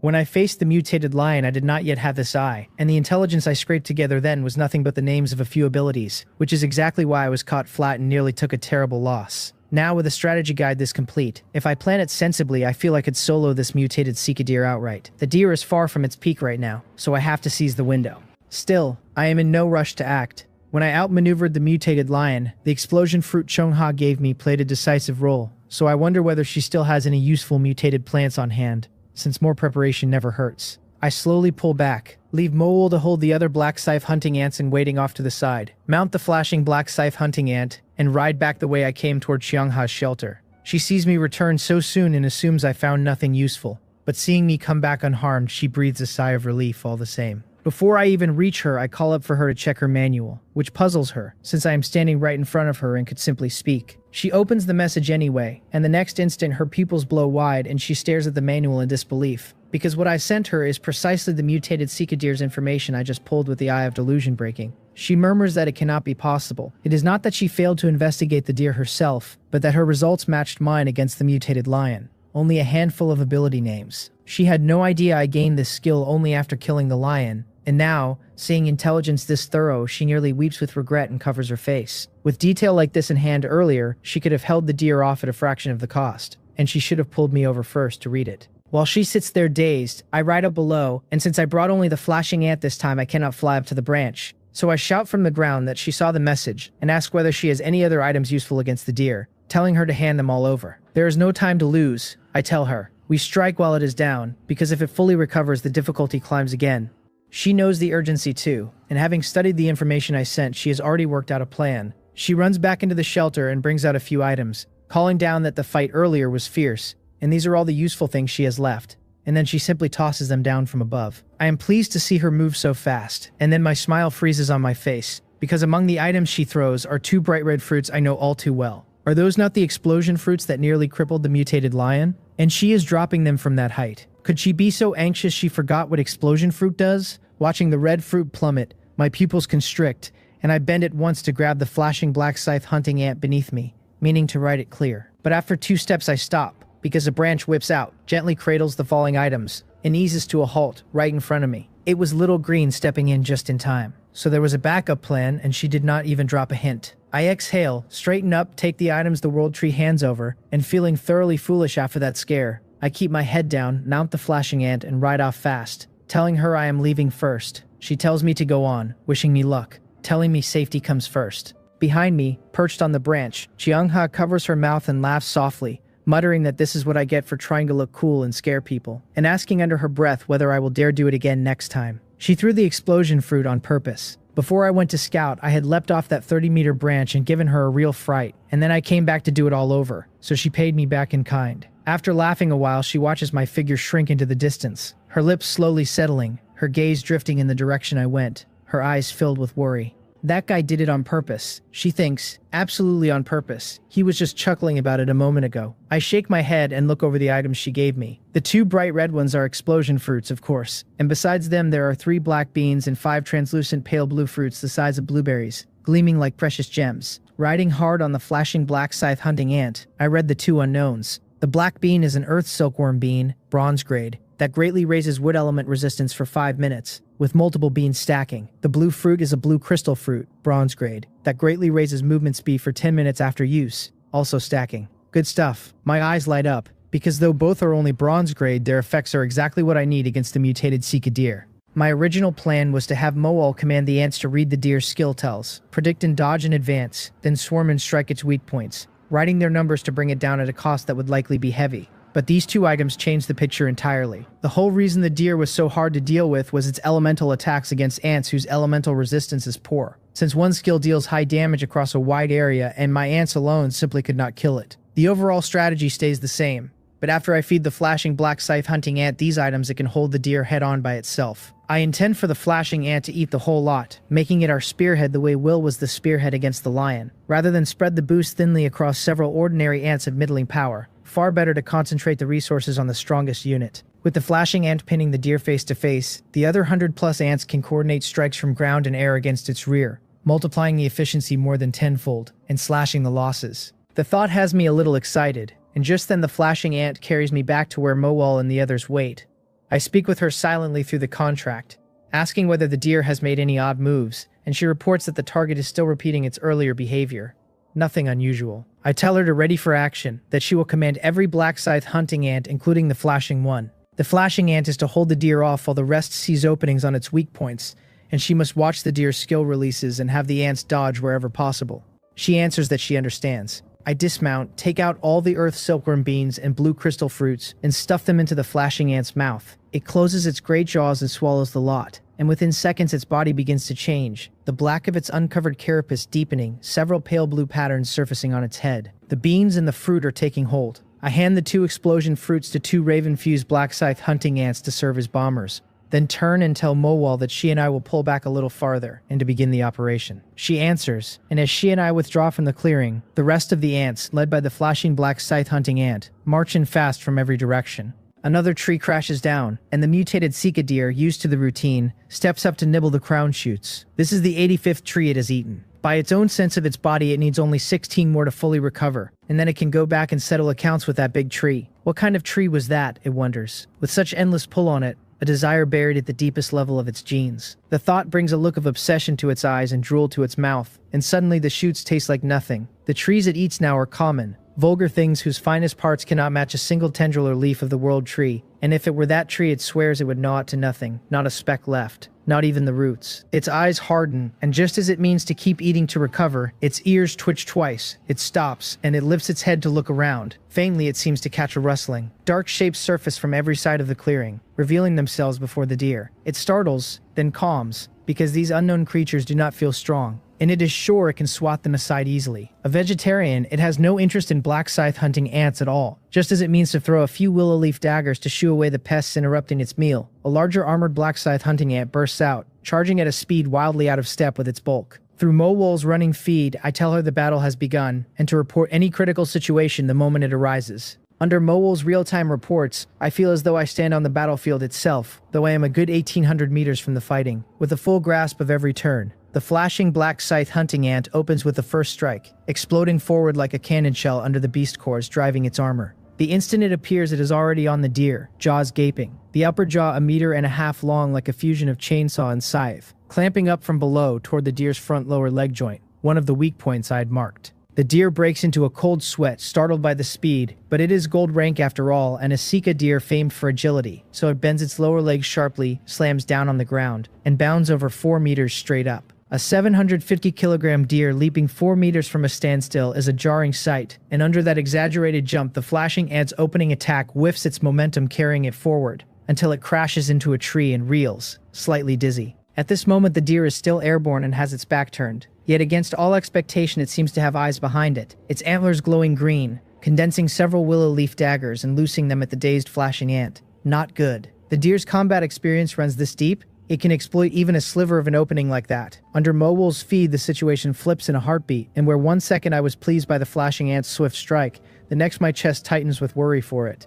The daggers fly like bullets out of a barrel, and the flashing ant, only just shaking off its daze, has no time to dodge and takes them square on its back armor, and on the carapace the armor does not cover. There is a metallic clatter, and the willow leaves, delicate as they look, carve a groove 2 millimeters deep into the refined iron back armor. The power of those daggers is terrifying, and if even refined iron cannot fully stop them, surely the exposed carapace is in trouble. Just as I worry, Mole's report comes in, and the exposed carapace on the flashing ant's back shows only a white scuff, nearly unharmed. The carapace is harder than refined iron. How is that possible? I am startled. Then it clicks. The willow leaf daggers look like physical attacks, but they are leaves condensed from wood element, so their core attack type is elemental and should hit harder than pure physical force. The reason they barely scratch the flashing ant is the wood element resistance from the earth's silkworm bean it ate before the fight. I shake my head in admiration. With that resistance, the deer's main weapon, the willow leaf daggers, is rendered all but useless, leaving it a lamb to the slaughter. So I tell Mole to attack without restraint. Seeing its certain kill attack do nothing leaves the deer stunned, and the instant it lands, the flashing ant pounces and clamps its lower leg joint. The deer cries out in pain, tears its broken leg free, leaps aside, charges up, and looses dozens of willow leaf daggers at the flashing ant. But the ant deliberately turns its uncovered carapace to take the volley, and after a clatter of impacts, the unscathed thing lunges again, jaws snapping open and shut like a bloodthirsty butcher, and with a crunch it shears off another of the deer's lower legs. The deer bellows in pain and rage, almost out of its mind, its antlers flashing green for 3 seconds before it whips a vine out to bind the flashing ant. The vine moves like lightning, a guaranteed kill the ant could never dodge on reflex alone. The deer wears a fierce, triumphant look, and then the whole creature freezes, because the flashing ant had already sprung left half a second before the vine even surfaced. By pure reaction, the ant could never have dodged that vine. It dodged only because I had read the tell of the vine entanglement release, and Mole had it jump in advance. Watching its certain kill miss, the deer falls into despair, and the next instant an energy beam punches into its abdomen and tears open a bloody hole. Countless black scythe-hunting ants swarm in from every side at its weak points. The deer's earlier attacks had all failed against the flashing ant, and now, seeing identical-looking things pour in from all directions, it assumes they all share the flashing ant's powers and sinks into total despair. Out of tricks, it sprawls resigned on the ground and lets the swarm work it over, its eyes fixed blankly on the sky, where the crowns of several trees sway gently in the wind, as if waving it goodbye. The mutated Sika deer dies. A true life-and-death struggle is nothing like sparring between friends. No trading of pleasantries and drinks, but danger at every step with life and death settled in an instant. The fight between the black scythe-hunting ants and the deer looked complex, yet it ran under 5 minutes from start to a decisive finish, ending with the deer dead and less than half of both the flashing ant's enhancement states spent. I feel a faint regret, wishing I had not fed it so many items at once, though that is hindsight. This was a gold-rank mutated beast with elemental attacks, and who would have guessed it would prove so fragile? With the Earth's silkworm bean's resistance turning back its elemental attacks, its remaining combat power came in under half a mutated lion's. Had the fight truly dragged, feeding the flashing ant more items mid-battle to sustain its states would have been hard, so a good outcome with only a slight waste of items is fine by me. I let out a long breath smiling, and have the black scythe hunting ants haul the deer back toward Xiongha's shelter, no longer bothering to muffle my speed or sound, and in under 2 minutes I am back at the world tree riding the flashing ant. Xiongha sits with her eyes closed beside the world tree's main trunk, her hands glowing green against the bark, focused on repairing Little Green's body. Hearing the commotion, she opens her eyes, sees it as me, relaxes, and smiles that I am back, that it is good I came through unhurt, and that the deer is powerful, so we will figure out another way. She has barely finished half the sentence when she sees the great column of black scythe-hunting ants closing in behind me, a dozen or so in the middle walking steadily, some bearing a lower leg, some a deer head, some a thigh. Seeing the ants hauling assorted loose parts, Xiongha forms a faint guess, and a closer look at the deer head with its pair of emerald antlers confirms it. I took down the mutated Sika deer just by going out for a stroll. Her small mouth falls slightly open, her eyes wide as she stares at the corpse in shock, and she asks how I did it. I smile and tell her it was thanks to the items she gave me, the earth silkworm bean above all, because once their wood element resistance went up, the deer's attacks became almost wholly useless against my ants, which let me kill it easily. She still cannot quite believe it, since she had used an earth silkworm bean herself on Little Green, and though the damage from the deer's attacks dropped, the tree was not left unscathed. After she voices that doubt, I understand at once and explain that my aunt's own physical and elemental resistance is not weak to begin with. I had earlier fused a mutated unicorn wolf gene into the flashing ant. I tell her, and though it did not gain the wolf's elemental attack, it inherited the thick fur, which should have added some elemental resistance. So that is how it was, she realizes. She smiles brightly and is about to say something when her whole body seems to hit a pause, freezing in place, and I react almost instantly. She must have just received the reward for killing a gold-rank mutated beast. Sure enough, golden light flares in the air the next second, and a glittering golden pouch like a sachet appears out of nowhere and drifts into her hand. She comes out of her daze and grips it, and I let out a breath of relief. I had been wondering. I killed the mutated lion in my own territory with a high degree of personal involvement, so it was perfectly reasonable that the area first kill reward came to me. But the deer just now I killed with my own ants, with almost no involvement from Xiongha, and I had worried she might not receive the first kill reward at all. These are 3 gold-grade items with enormous utility, and as a team it does not matter whose hands they fall into, since either way it is a huge boost to our overall strength. Seeing her receive it, I finally relax. She frowns, turning the pouch over with some confusion, then asks me what it is for, knowing I achieved the first kill before and would understand it. I smile and explain that once she opens this 100 treasures pouch, 100 gold-grade items will appear in midair. 100 gold-grade items, she repeats, her mouth falling open again in disbelief, not making a fuss so much as overwhelmed, and I see she has misread it, so I shake my head and continue. It is not what she imagines. The 100 items appear as tiny light spheres. She can choose only 3, and only within 10 seconds, and through the selection the 100 orbs spin and fly so fast that the contents inside are nearly impossible to make out, so it is almost entirely a random draw. So that is how it works, she says, relieved, since 100 gold-grade items was simply too much, and 3 chosen at random feels far more grounded. She smiles and says that being able to kill this gold-ranked beast and save Little Green is already extraordinary luck for her. 3 gold-grade items on top of that. If anything we draw turns out useful to me, she tells me, I should feel free to take it. I shake my head and tell her there is no need to be so polite, that she has a share in my ants too, so there is no call to keep such distance. She smiles faintly, says no more, and gently lifts the hand holding the sachet, asking me to watch the items as they appear, and if I can touch the orbs too, to help her pick them together. That would be an interesting experiment. If someone besides the user can also grab from the pouch, then with one person focused on a single item at the start of the countdown before the orbs speed up, the odds of seizing a desired type rise considerably. I nod and tell her I will try, and ask what type she is most interested in, plant fruits or otherwise. She says she would prefer sustainable resource type items, the kind everyone can use, and adds that springform items tend to have the highest chance of being sustainable resources, like my mutated spring water, since she has seen others with different kinds of springs on the world channel. I agree, telling her we will prioritize springs, and that even if I cannot grab them, I can at least keep watch for her. Strategy set, she opens the pouch, and in an instant countless golden spheres burst out and shoot into the air, a miniature item visible inside each one. They pause a beat, then spin and scatter, and Xiongha calls out that it has started. 9 seconds left. I lock my gaze on the hundreds of spheres, searching hard for any sign of a spring-type item, and immediately my head swims and my eyes ache. Random grabbing really may be the only option. I give a bitter smile, and just as I am about to tell her to simply snatch 3 at random, something occurs to me and my eyes brighten. I wonder what the Eye of Delusion breaking would do to the spheres in the air. The thought is barely formed before golden light flickers in my right eye, and I turn it on the orbs. At once, every sphere in my vision changes, lines of information surfacing above each one. Fur grass, gold rank. A first-tier trial scroll, gold rank. A demon-breaking bow, gold rank. My pupils blow wide, surprised and delighted, because the Eye of Delusion breaking can pierce these golden spheres and read the items inside. The shells block enough that I can only make out the names, not the detailed effects. But that is plenty. With only 5 seconds left, I want to find the most valuable items fast and try to grab them. And just then I notice one orb that is different, a faint purple glow beneath the gold. What is that? The golden purple orb threads through the others at speed, trailing a purple exhaust flame as it moves, and through the Eye of Delusion breaking it stands out like a firefly in the dark. Drawn to it, I fix my gaze, follow it, and read it. A mechanical heart. Gold rank.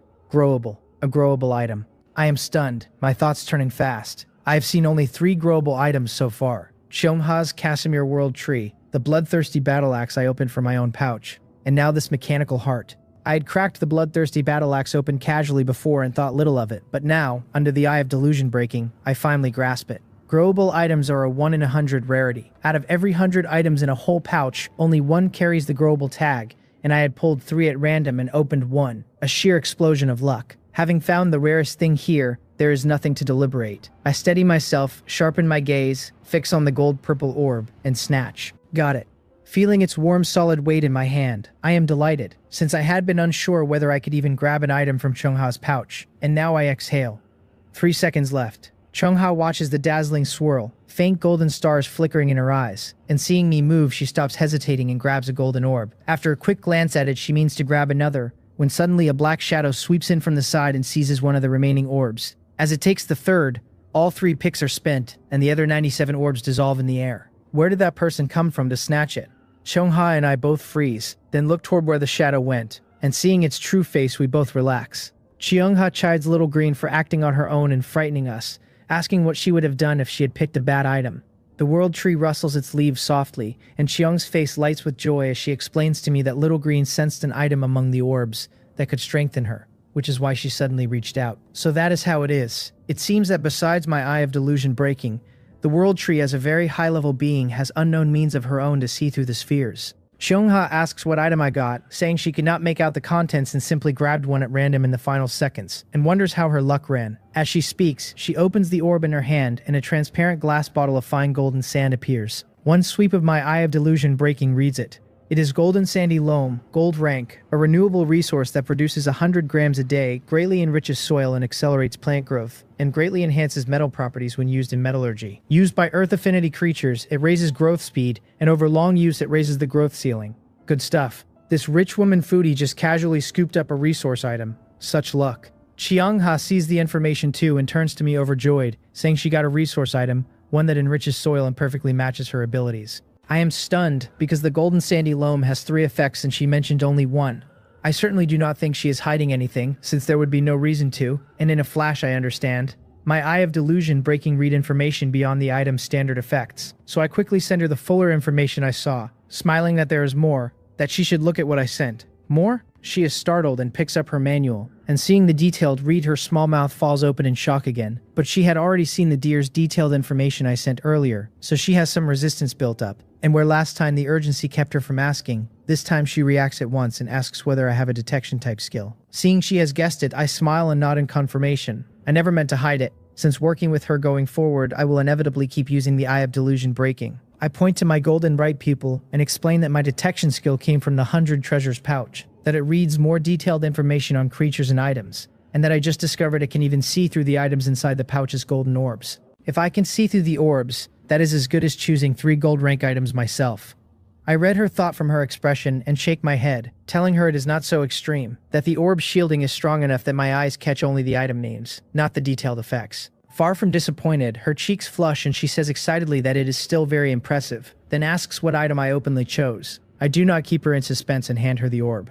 She takes it, finds it unremarkable, no different from the one she picked, so she does not look closer and simply crushes it. A palm-sized metal thing of intricate gears and mechanical structure, shaped like a heart, appears in her right hand, and its weight drags her hand down so suddenly it looks about to slip and crash to the ground. I am quick enough to grab her right hand with both of mine, and together we keep the metal item up. Cheongha feels her hand sink under the metal heart, then feels it caught by a pair of large hands that keep it from smashing down. This is a precious thing I chose with my detection skill, and given its intricate make it would be a grievous loss if it broke, so seeing it held secure her racing heart slowly steadies. Then she registers the warmth of the large hand around hers, and the heart she had just calmed begins to pound again as the situation dawns on her. Her pretty face flushing, she quickly calls to the world tree to take it, and a branch lashes out to wrap and tighten around the metal item. With it firmly held, she pulls her hand free and steps back half a pace, murmuring thanks with her head down, then looks up at the heart the gem produced. Watching her flustered reactions, and the softness that slips so quickly out of my hands, I touch the tip of my nose and look at the heart wrapped in the branch.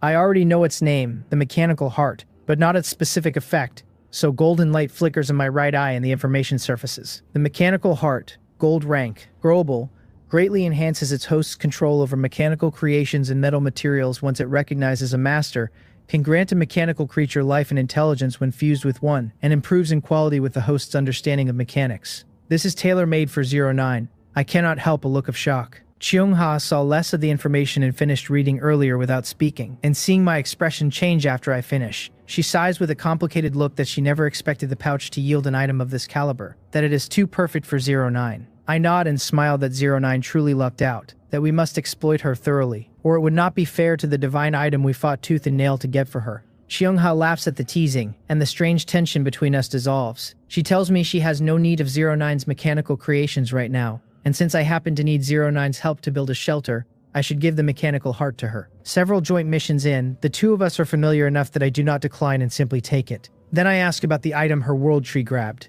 and we look to see what it is. Cheongha nods, asks Little Green to show her the treasure she picked, and the world tree rustles its leaves joyfully and hands over the golden gem it took. Cheongha strokes the branch with a faint smile, takes the gem, and opens it, and a walnut-sized emerald ball appears. The reed surfaces for us both. It is a plant essence orb, gold rank, a treasure orb holding a vast amount of wood element energy, which plants can fully absorb to raise their life potential. The information is simple and pure, and even with my Eye of Delusion breaking, I can pull nothing further from it. Seeing it, Cheongha shows even more excitement than she did over the mechanical heart. First she strokes the branch and tells Little Green she chose well. Then she turns to me, thrilled, and says this is wonderful, that with the plant essence orb Little Green's damage from this battle should fully heal, that she might even advance further to the peak of silver rank. Then she asks whether I remember what she told me the day before yesterday. With one thing after another these past 2 days, I have long forgotten which matter she means, and after frowning in thought, I can only shake my head. She continues that it is about advancing, asking whether I still have a first-tier trial scroll, and reminds me she had said that once of her abilities improved, she would test my life potential before I undertook the advancement trial. Right, there was such a thing, I realize. She explains that the ability to test life potential is something only Little Green possesses, and it requires reaching the peak of silver rank to use. Little Green was nearly at that peak before this battle set her back, she says. But with the plant essence orb, it should be no issue. So that is how it is. Does this mean I will soon know whether I can advance? I do not know what advancement entails, or what it brings, so the thought leaves me both excited and a little apprehensive. This is not a game where you level up the instant the bar fills. Even learning a skill is excruciating, never mind advancement, or who knows what dangers might arise. As I deliberate, Xiongha adds that Little Green will still need some time to absorb the plant essence orb, and once she has and can test my life potential, she will let me know. I nod and tell her that she is in a weakened state, so I will leave her 10 silver rank black scythe hunting ants, 5 flying and 5 regular. Since she has no mutual aid contract with the ants, I add she can only command them through a few instructions I have already trained into them, and I will head back to the shelter to handle some matters and await her news. She tells me goodbye. Teleporting back, it turns out, does not require each unit to stand on the array, since they can all return together, though I do not know the principle behind it. We exchange farewells, and I vanish with over 100 black scythe hunting ants in a flash of white light, leaving only 10 behind. Xiongha watches me go, and for reasons she cannot name, her pretty face flushes faintly before she shakes her head and busies herself again. I feel as though I only blinked, and the next second I stand in a sparse jungle, fallen broken trees and countless pits all around, exactly where my group fought the mutated lion. So I am back, returned to the precise spot I teleported from, which is convenient. I look at my hands, curious about the teleport, then look up at Mowal and tell her that besides the mutated lion there should still be plenty of roaming mutated beasts in the territory, and to take some ants and clear them all out. She answers that she understands, and with that task handed off, I do not stand idle but mount my personal ride, the flashing black scythe hunting ant, and gallop toward the shelter. I have a gold rank beast core now, so I should be able to upgrade the level 4 shelter. I bend my legs, grip the carapace beneath me, and lean low against the ant's back to spare myself the harsh cold wind, taking battle updates from Mowal as I hurry on. Under the flashing ant's extreme speed, the bushes around me streak past, and a small wooden house rises into view and grows nearer. Arriving near the shelter, I swing a leg over, dismount, pat its back, and thank it, telling it to go help Mowal. With it sent off, I stand before the trim wooden house, take out my manual, and read the upgrade conditions. The shelter is at level 3, an exquisite wooden house, and to upgrade it demands 2,000 units of wood, 2,000 units of stone,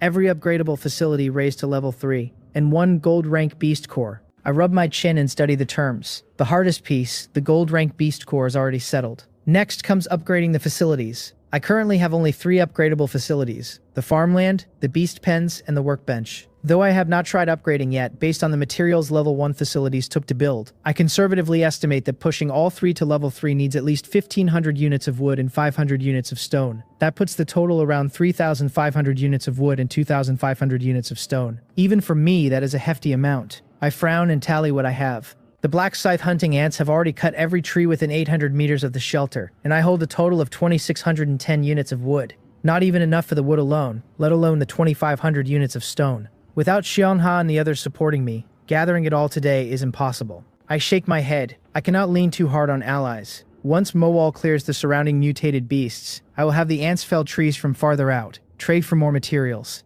And by tomorrow I should have enough.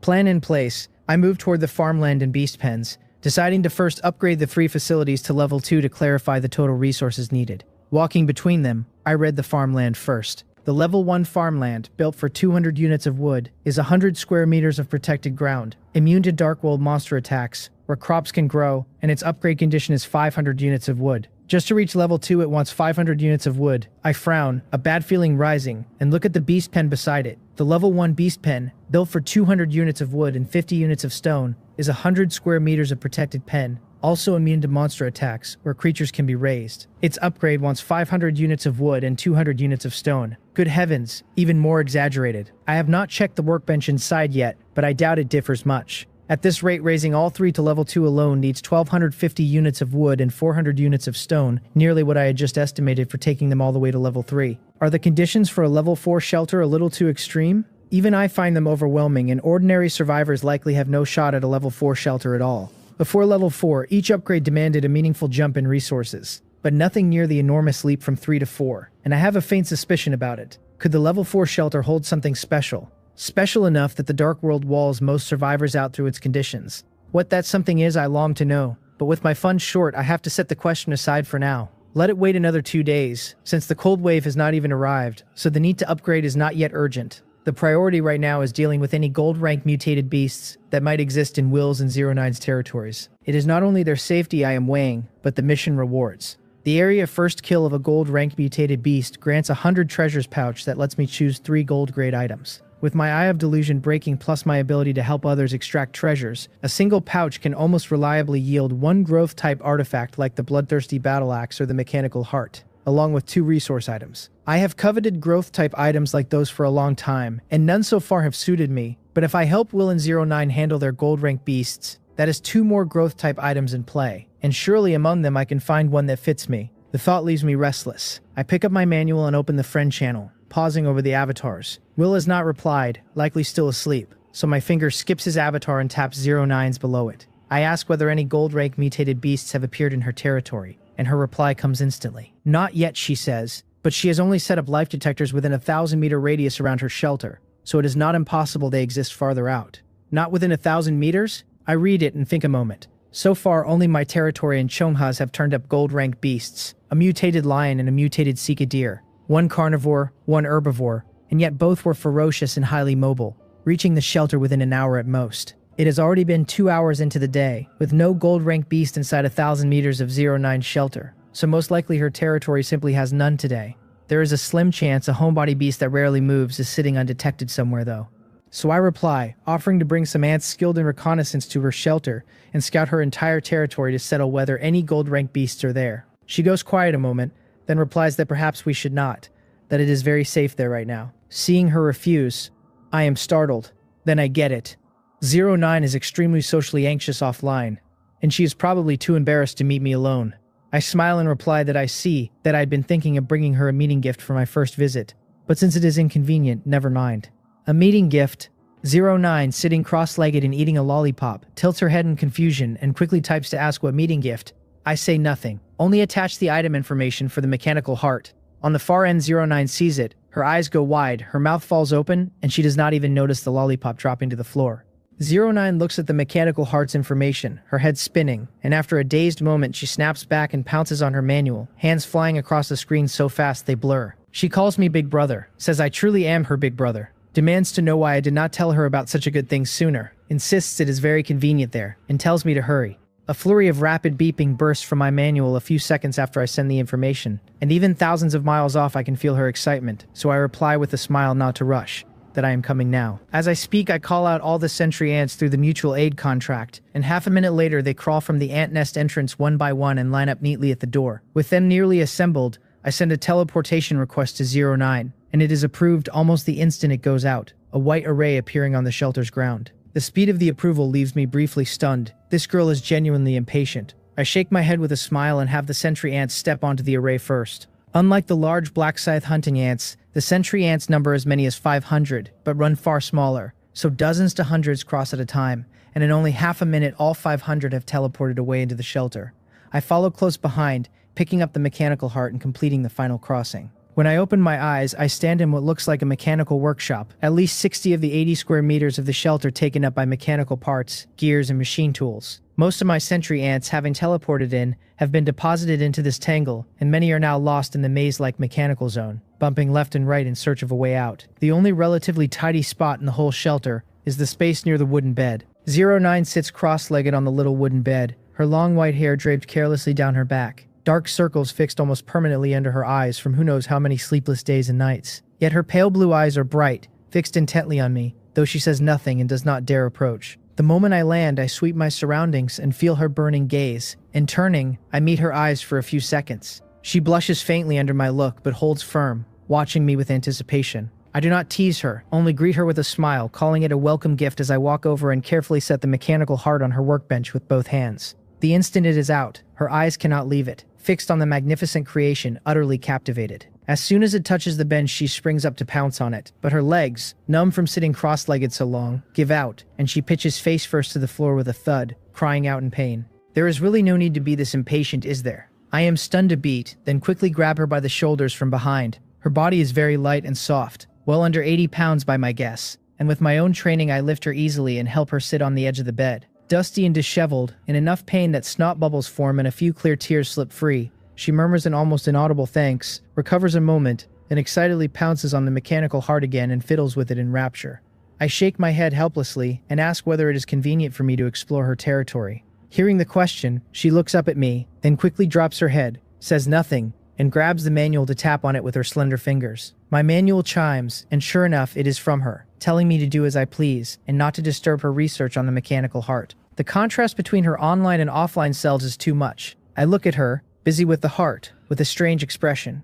Then rise, open the shelter door, and send the flashing sentry ant to lead the sentry ants in scouting for any gold-rank mutated beast in her territory. Mowell stayed home to direct the clearing of beasts and the cutting of trees, so she could not help me command the sentry ants here. But I brought the sentry ant queen, and though her command is not as smooth and precise as Mowell's, it is enough. I have her monitor the situation while I play the hands-off manager, studying the items in 09's shelter as I take in the investigation summaries the queen relays. Because the shelter has a life detector within a 1,000-meter radius, we only need to scout beyond that range, and in just 15 minutes, after losing 17 sentry ants, the queen has surveyed the territory and summed it up. 3 silver-grade mutated beasts found, plus 15 bronze-grade and 32 black iron rank. I cannot help my surprise. No gold-ranked beast turned up, yet there are indeed many others. And from my quick look, 09's shelter has almost no defensive capability. So how has she stayed safe amid a surrounding horde like that? I ask her, telling her there are a great many mutated beasts near her territory, whether there is no danger, and whether she needs my help clearing them out. She pauses over the mechanical heart, pulls the manual over, and types that it is not needed for now. Her shelter has a beast-repelling sonar and Will's beast-repelling powder, she says, and with the dual protection almost no mutated beasts can get close, though these methods only work on beasts below gold rank for now. So that is how it is. I understand. No wonder I had not heard a single beast roar after so long in the shelter, with that many layers of protection in place. A pity it does nothing against gold rank beasts, so for me right now it is not much use. She keeps typing, telling me I should hurry and open up the underground shelter. That with the mechanical heart her mechanical operation and design skills have greatly improved, and that based on existing technology she can already begin preliminary modifications to my shelter. Is it finally time? Giving her this mechanical heart was the right call. I tell her I will head back, that I will call her once I have built the initial framework, and seeing the message she is clearly delighted. I greet her and leave with the sentry ants, and a flash of white light carries us back to the shelter. The moment I return, I contact Mowell for the mutual aid contract, telling her to command all the tunneling ants to keep eating the black rot soil, and while there is still time, to upgrade the tunneling ants to bronze grade first. No sooner have I given Mowell the order than the tunneling ant queen leads a column of tunneling ants out in single file toward the northeast of the shelter. That stretch is already cleared of mutated beasts, so I have nothing to worry about for their safety. Then a thought lands on me. The golden sandy loam Shungha just opened from her pouch is gold-ranked soil that raises the growth rate and growth ceiling of Earth affinity creatures, and tunneling ants live by eating soil which makes them Earth affinity if anything is. So the loam would work on them too. Still, I have plenty of black rot soil left, more than enough to push the tunneling ants to bronze grade, while the loam produces only a trickle each day, and has a dozen other uses. Better to save the good steel for the cutting edge, I decide, and hold the loam until they reach bronze grade. With every ant out working, I cannot just sit and rest, because the level 4 shelter still has gaping resource holes to fill. So I settle at the workbench to craft quick hemostatic bandages, the item I sell best and at the highest margin. Right now, every survivor territory in the Dark World faces the same problem of swelling mutated beast numbers, which means a great many people are getting hurt, which means bandages will sell like nothing else.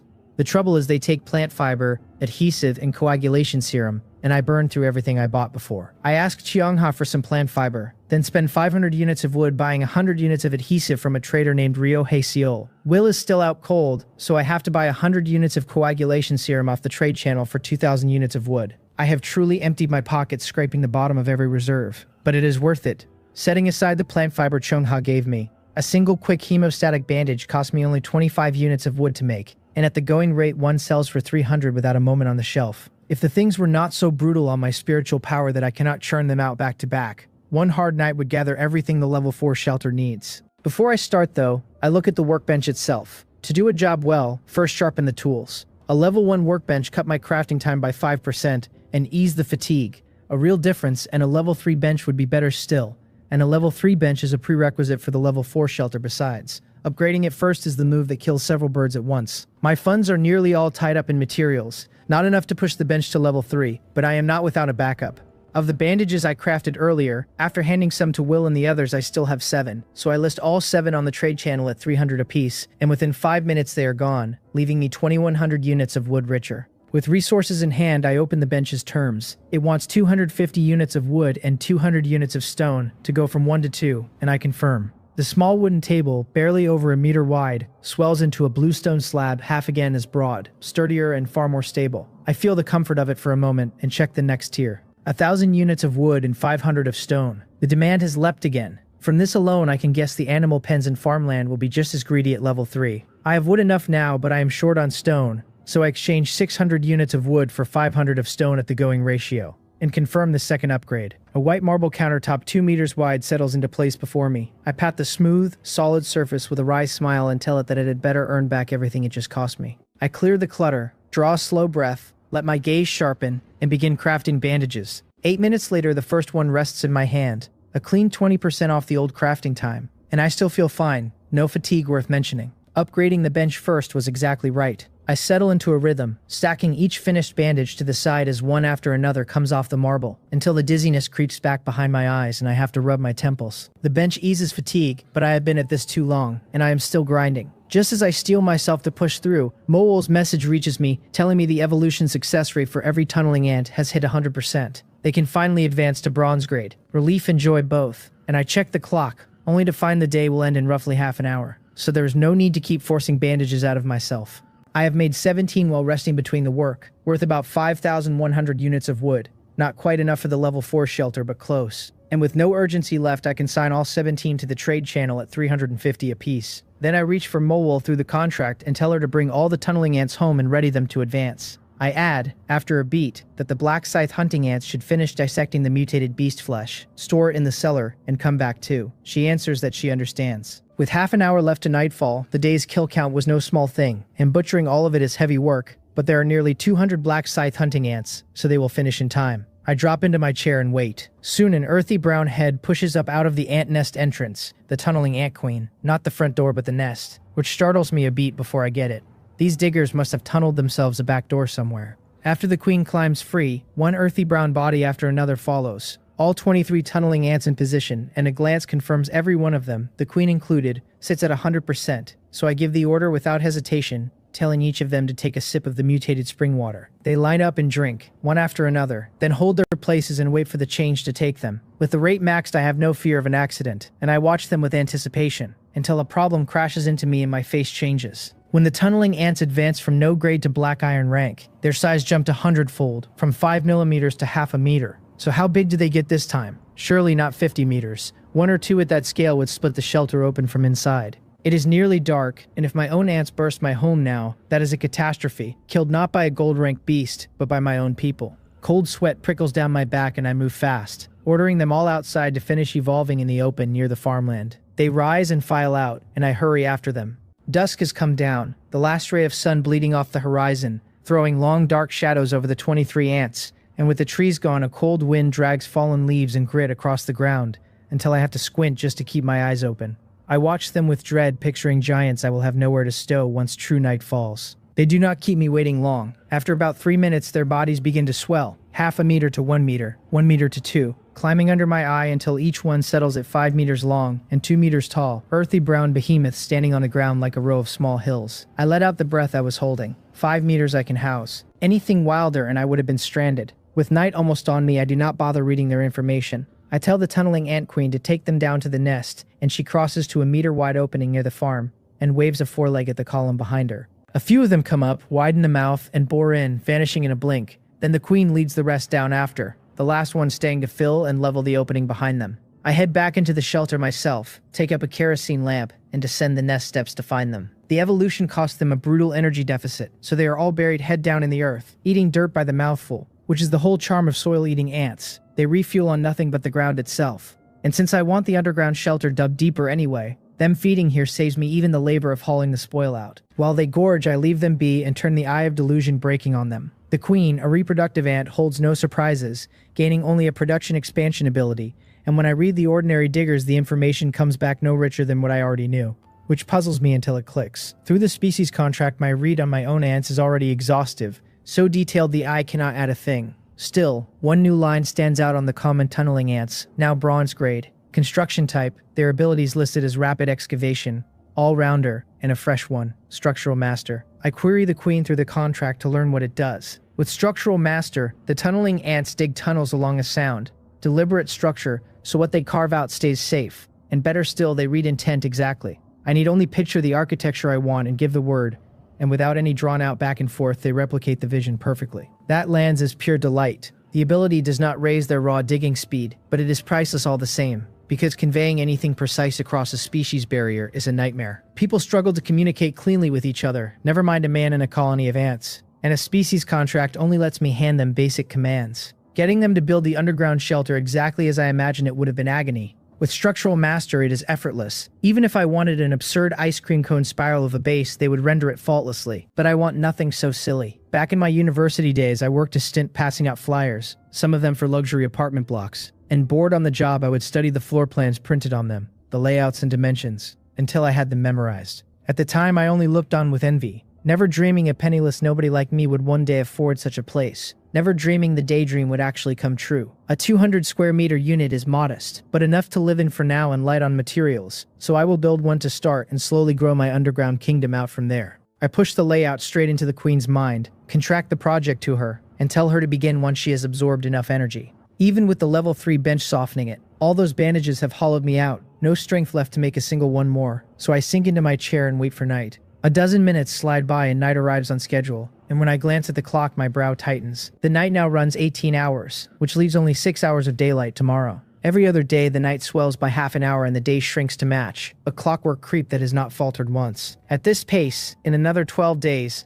the whole world drops into endless night, and without a halfway safe daytime to forage in, most people will burn through their supplies and die inside a few days. While I sit there worrying over my future, the manual chimes and snaps me upright. Will's avatar is flashing fast. He is awake at last, the man who took those wounds fighting for me, and I feel a real weight lift as I open the message. He is staggered. The 100 treasures pouch could yield something so high in tier. Says the battle axe fits his skill set like it was made for him. Asks what I need, and swears that whatever he can supply is mine. I tell him there is no call for that it is thanks to him we put down the mutated lion at all, and that he should simply take the axe and use it. Once he finishes his own regional first kill mission and pulls something suited to me, he can give me that instead. As I say it, I open a trade and pass the bloodthirsty battle axe straight to him. He does not stand on ceremony, thanks me, and accepts.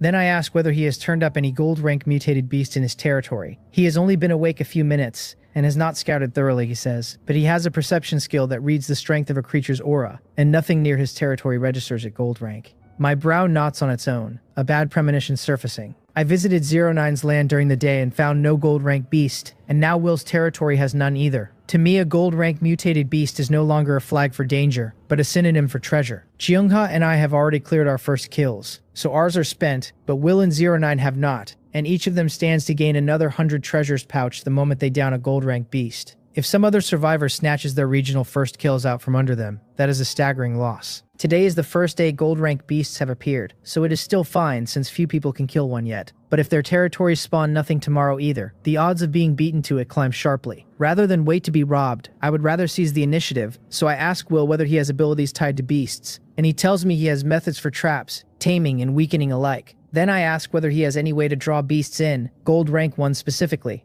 Will, who has no idea I already handled Xiangha's gold rank beast, takes the question hard. He felt the power of those things today, and without his berserk skill he might have died out there. And now, I am proposing to provoke one on purpose. Yet on reflection, since we managed to kill one today and walked away with such spoils, he decides it is not impossible. He asks, plainly, whether I mean to bait a gold rank beast tomorrow, kill it, and lock down a regional first kill. I tell him exactly. That time waits for no one, and that I am worried his and 09's regions will stay empty tomorrow and the kills will be stolen. He counters that Xiongha still has a gold rank beast in her territory, that the four of us are already among the top survivors and ordinary players surely cannot kill a gold rank beast, so why not just deal with hers first? There is a snag, I tell him. The gold rank beast in Xiongha's territory, I went and killed it after he passed out. He goes silent on the far end, and I can almost see him rubbing his eyes and reading it again to be sure he is not misread. He knows we faced the mutated lion at full strength and won only at the price of his grave wounds and my spent ants, and now, with my forces badly thinned, he believes I turned around and killed a second gold-rank beast alongside Xiongha. He cannot credit my strength jumping that far in so short a span, so by simple elimination he lands on a conclusion. Xiongha must be that strong enough to put down a gold-rank beast even with my depleted colony in tow. Terrifying, he thinks, fitting for the woman who founded our team. Boundless confidence floods him, and he agrees at once to the plan, telling me he will deploy a tuned lure potion across his territory tonight that will absolutely pull a gold-rank beast in. Since we cleared 2 gold-rank beasts in a single day, he adds, why not let him salt 09's territory the same way? So tomorrow we close 2 first-kill missions in one sweep. So aggressive. I do not know he has misread the whole situation, but I run the numbers on our combat power, judge it workable, and agree. I tell him to get it arranged tonight and that we will strike together at first light tomorrow. And I ask whether setting traps in the dark will not be dangerous for him. He says he has a way. Settled then. I do not know how he means to manage it at night or what trick lures the beasts out by day, but the professional handles the profession's work, and since he is so sure of himself, trust is enough. If it goes well, tomorrow is another bumper harvest. We lock in the plan, he bids me goodbye and hurries off to brew his potions. I set the manual down, think a moment, then pick it back up and find Cheong's avatar, asking whether she has produced any new food. She gives a rueful answer. The mutated Sika deer hit her territory during the day, so she never got the chance to plant fresh multi-year winter wheat, and she has only 5,000 pounds of food in stock, which she offers to hand over whole for cultivating ants. That bad. 5,000 pounds is not nothing, but it falls short if I want to turn mole wool loose breeding freely. I tell her there is no need for now, that I just harvested some gold-rank materials and mean to try raising my ants' quality instead, so I will not be cultivating tonight, and I ask only for some mutated Sika deer blood. By my earlier experiments, fusing a gold-rank beast's genes into an ant should lift its growth potential to gold rank, and I have mutated lion materials already while she has mutated Sika deer. More than enough between us. She fires off a trade with nearly all the deer materials loaded into the slot, and I have to stop her, telling her I do not need that much. I only want to run an experiment. It is fine, she says. She has little use for the stuff herself, and then she tells me not to use it all, to leave a little meat, since she has never tasted gold-rank mutated beast yet. I smile and promise to grill her some when I am done, and she answers that it is a deal. The trade closes and the frozen, rock-hard deer flesh appears in my shelter, solid enough that it does not foul my room, though my room is not cold, and it would melt before long. So I call a black scythe hunting ant over, slice off a clot of blood into a small wooden bucket to thaw for gene extraction, and have it haul the rest down to the cellar. That done, I bring out the mutated lion blood I readied earlier and settle at the bench to extract genes. Then the manual chimes again. Xiongha once more, with something she forgot to tell me. The last teammate, the one she mentioned before, she has reached out to him and he has agreed to sign a mutual aid contract and join us. I remember now. She told me about this person earlier, that he too was a top survivor, and Xiongha is not careless about people, so he must have some real strength. Before I can reply, she goes on. His name is Baekhyun. She has known him a while, so his character is guaranteed, and yet, she admits, she is actually not clear on his main combat ability. Not clear on his ability? We are about to let a man onto the team and we have not even pinned down his basic information. That seems reckless, and it stops me cold. As if she saw my face, she explains. Our combat power is already sufficient. She says, what we lack are teammates like 09 who raise the team's overall strength. Then she asks whether I remember the ant nest primordial nucleus she gave me when we first met. I nod to myself. Of course I remember it. Still sitting in my ant nest, only bronze grade but tailor-made for my ability. It raises the queen's breeding speed by 20% and slowly lifts the attributes of every ant inside the nest, and its one side effect of heavier food consumption is something I can even reverse into faster mutation. A quiet little marvel. Why is she asking about it? Before I can voice the question, she answers it. The primordial nucleus came from Baekhyun. He is extraordinarily skilled at people, she says, acquainted with many top survivors and with leaders of survivor organizations, and he can act as a bridge to obtain special items and materials that never surface on the trade channel. She does not know his combat ability for certain, but it cannot be weak, or he would not have held a leading position in his own region all this time. So that is the shape of it. No wonder she wants him aboard despite the blank on his fighting. If he truly does what she describes, he is a massive boost to the team's reach. I nod satisfied, then catch on a phrase she lets slip and frown. She said, survivors have formed organizations. Like our little team? I ask. I genuinely cannot picture survivors scattered across who knows how vast a distance banding together without the binding thread of a mutual aid contract. She shakes that off. How would that be possible, she says. A mutual aid contract is a rare item, and while we are not the only ones holding them, there are certainly not many. The organizations she means are not handfuls of people like us, but groups of 20 or 30 at least. So many of them, I press, and without a mutual aid contract, how do they hold discipline and trust together? People are social animals, she answers. They band together by nature, and there is more than one kind of binding besides a contract. Family bloodlines, shared faith, common goals and pursuits. All of it draws organizations into being. She is right. As long as people can speak to one another, they never stay isolated islands. Such organizations may lack the seamless coordination a contract gives us, but their strength is nothing to dismiss. I have never imagined myself invincible, not against the sheer mass of humanity. I am one ordinary man, a little stronger than most and doing well for now, and any force able to forge an organization plainly has its own edge. Who exactly is this Baekhyun, that he moves so easily among them? He absolutely has to be on our side. My gaze settles and I tell her I will lay the situation out for Will and the others. And if they raise no objection, we bring Baekhyun in, because we genuinely need a man like him right now. She says she will wait for my word. So I find Will and 09 on the manual and send them both the same message, asking what they think of the new member. Will replies that Baekhyun's abilities are clearly useful to us, and he has no objection. 09, in her clipped way, says that as long as it is not about mechanical manufacturing, the rest is ours to decide. Both in agreement, I let out a breath and tell Cheongha they are fine with it, that we should sign the contract, and that we can meet up when she is free. She answers that it is no problem, that she will ask Baekhyun when he is available, and she sounds glad, saying our 5-person team is finally complete, and it is time to gather. I set the manual aside and turn back to the mutated lion blood and the gene manipulator waiting on the bench, and just as I am about to start extracting, something stops me. From the 100 treasures pouch I drew 3 items in all, and besides the bloodthirsty battle axe in the Eye of Delusion breaking, there was also a sublimation scroll. The scroll lifts any item below gold rank up 1 rank, black iron to bronze, silver to gold, and the higher the starting quality the wider the gap it bridges, so the optimal use is on a silver rank item. My most valuable silver rank item is, without question, the Fountain of Alienation, and it is a sustainable resource, which means the sooner it climbs the better. I do not hesitate. I cross to the fountain, take out the scroll and tear it open. A faint golden light drifts down and folds over the fountain, the spring water in the pit rippling gently, and over 5 full minutes the glow does its work and fades, the sublimation complete. The once light purple fountain has darkened to a deep rich purple, and the spring water, which had run nearly dry, has visibly swelled. I turn the Eye of Delusion breaking on it and read the result. The Fountain of Alienation, now gold rank, is a sustainable resource that produces 500 milliliters of mutated spring water a day, causes unknown mutations in creatures by dose, and with long consumption alongside other materials can deliberately guide a creature's mutation toward matching abilities. My pupils tighten.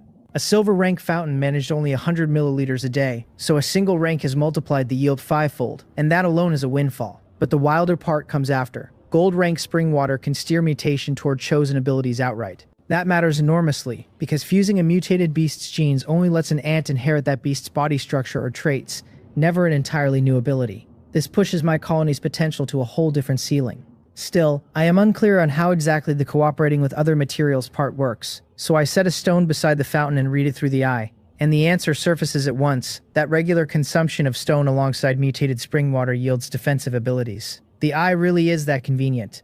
Without it I would have to guess, test, and confirm by trial, but with it I simply read off which materials grant which abilities. Looking at the deep purple water, I even feel a flicker of urge to drink some myself, and then I think better of it. Not safe enough yet, until I understand every property of the spring water completely. I will not gamble my own body on it. I set the fountain aside and turn to the manipulator, running my hand over it as my gaze sharpens, then pick up the mutated lion and mutated Sika deer blood and begin extracting. Half an hour later, 2 glass bottles sit in my hands, each holding 10 pale yellow gene fragments, one of the lion, one of the deer. I look at them with a tangle of anticipation and unease. Bronze grade ants fused with silver rank fragments did rise to silver rank potential. True, but that is no guarantee a silver rank ant fused with gold rank fragments climbs to gold rank, because the chasm between gold and silver dwarfs the step from silver to bronze. Practice is the only test of truth.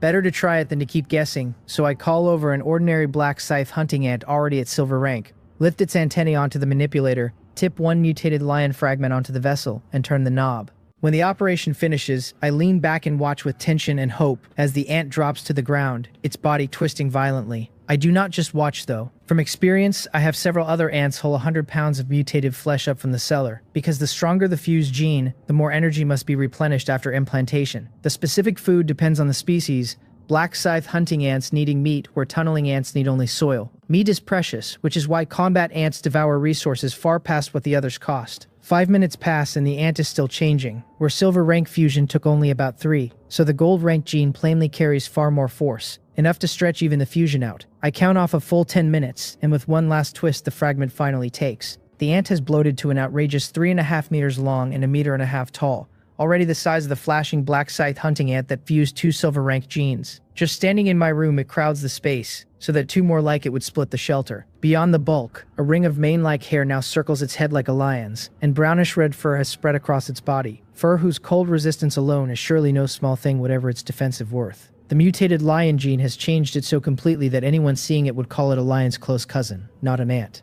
The gene was too high in quality, I think, so it overran the ant's own expression and reshaped it this far.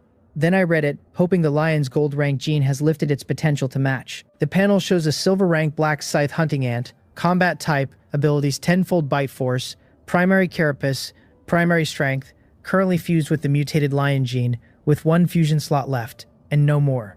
No growth potential line, no mutation success line. My heart drops.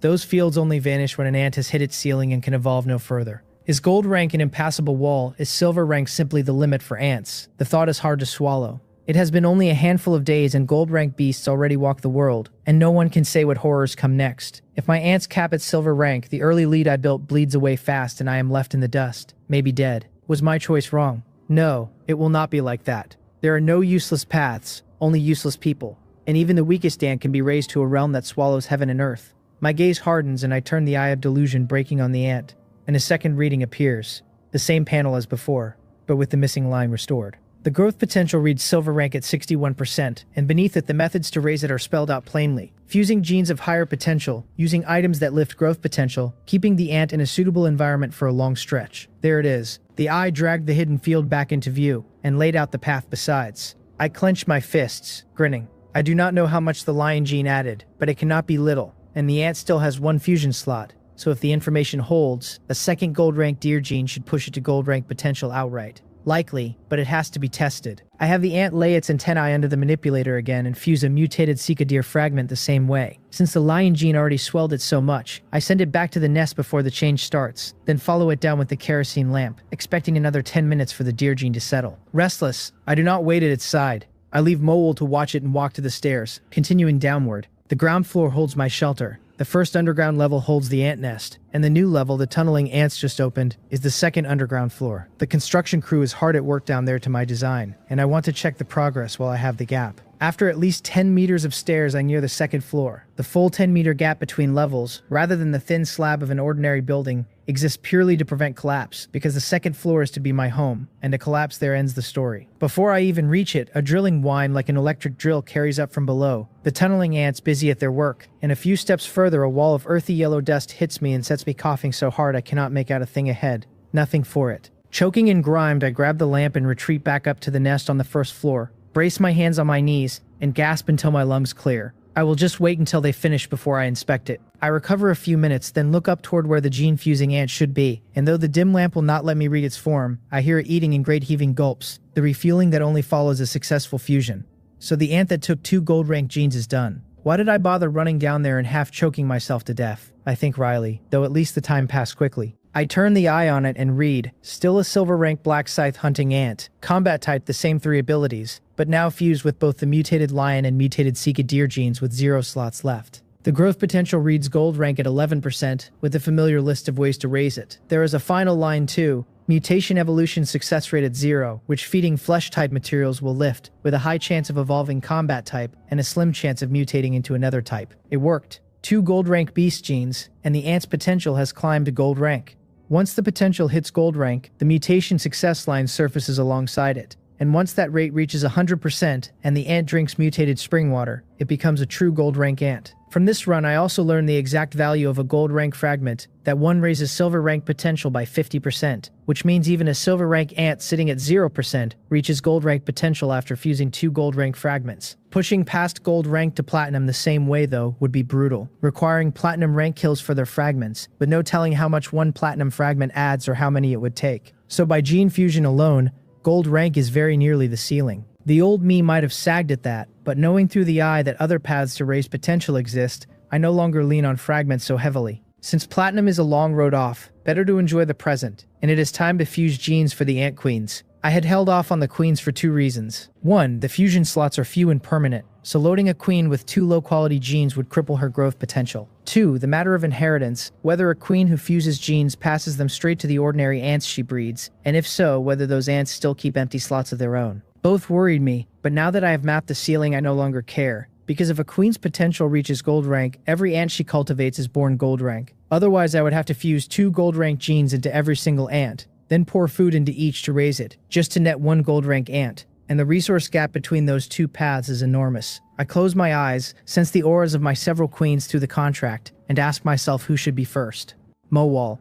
She was the first queen I obtained, carries the highest growth potential, and has managed the colony for me from the start, so she earns the first fusion. I call her to my side through the contract, and she crawls up out of the nest entrance and comes to me, lifting her head, antennae wiggling, eyes fixed on mine. I stroke her smooth head with a smile, and tell her to lay her antennae on the manipulation platform, that it is time to fuse genes for her. Mowal has basic intelligence, and at the words her antennae tremble faintly, the stir of her heart showing through. Every creature in nature strains toward evolution, and Mowal is no exception. That hunger buried deepest in a creature's genes, the thing countless lives have been spent chasing for the slimmest chance, and since taking me as her master, Mowal has evolved several times in only days. Her dependence on me and her reverence have only deepened, and she thanks me, her voice trembling, calling me master. Through the species contract I feel the excitement packed into the words, and it gives me pause. My ants have never shown strong emotion. Even Mowal, who possessed some intelligence, only ever a little more autonomy, and feeling this from her now softens something in me. They are not merely tools then. They are companions. At the thought a strange sensation rises in me, as though I have struck a deeper connection with the colony, able now to truly feel their joys and angers and sorrows. Could it be? I frown and check my skill. Species contract for ants, gold rank, greatly increasing my control over ant tribe creatures, and beneath it a new line. Current skill proficiency, stage 1. What is this? The information has shifted, adding a proficiency concept and that familiar phrase stage 1, and I am full of questions. Strange that a skill already learned can still gain proficiency, yet the skill itself feels little changed and I cannot tell what raising it actually does. I shake it off to ask Xiongha and the others later, and refocus on the platform. I have a few black scythe hunting ants set flesh to the side, then lay down the mutated Sika deer gene first, the one with less impact on body size, and turn the knob.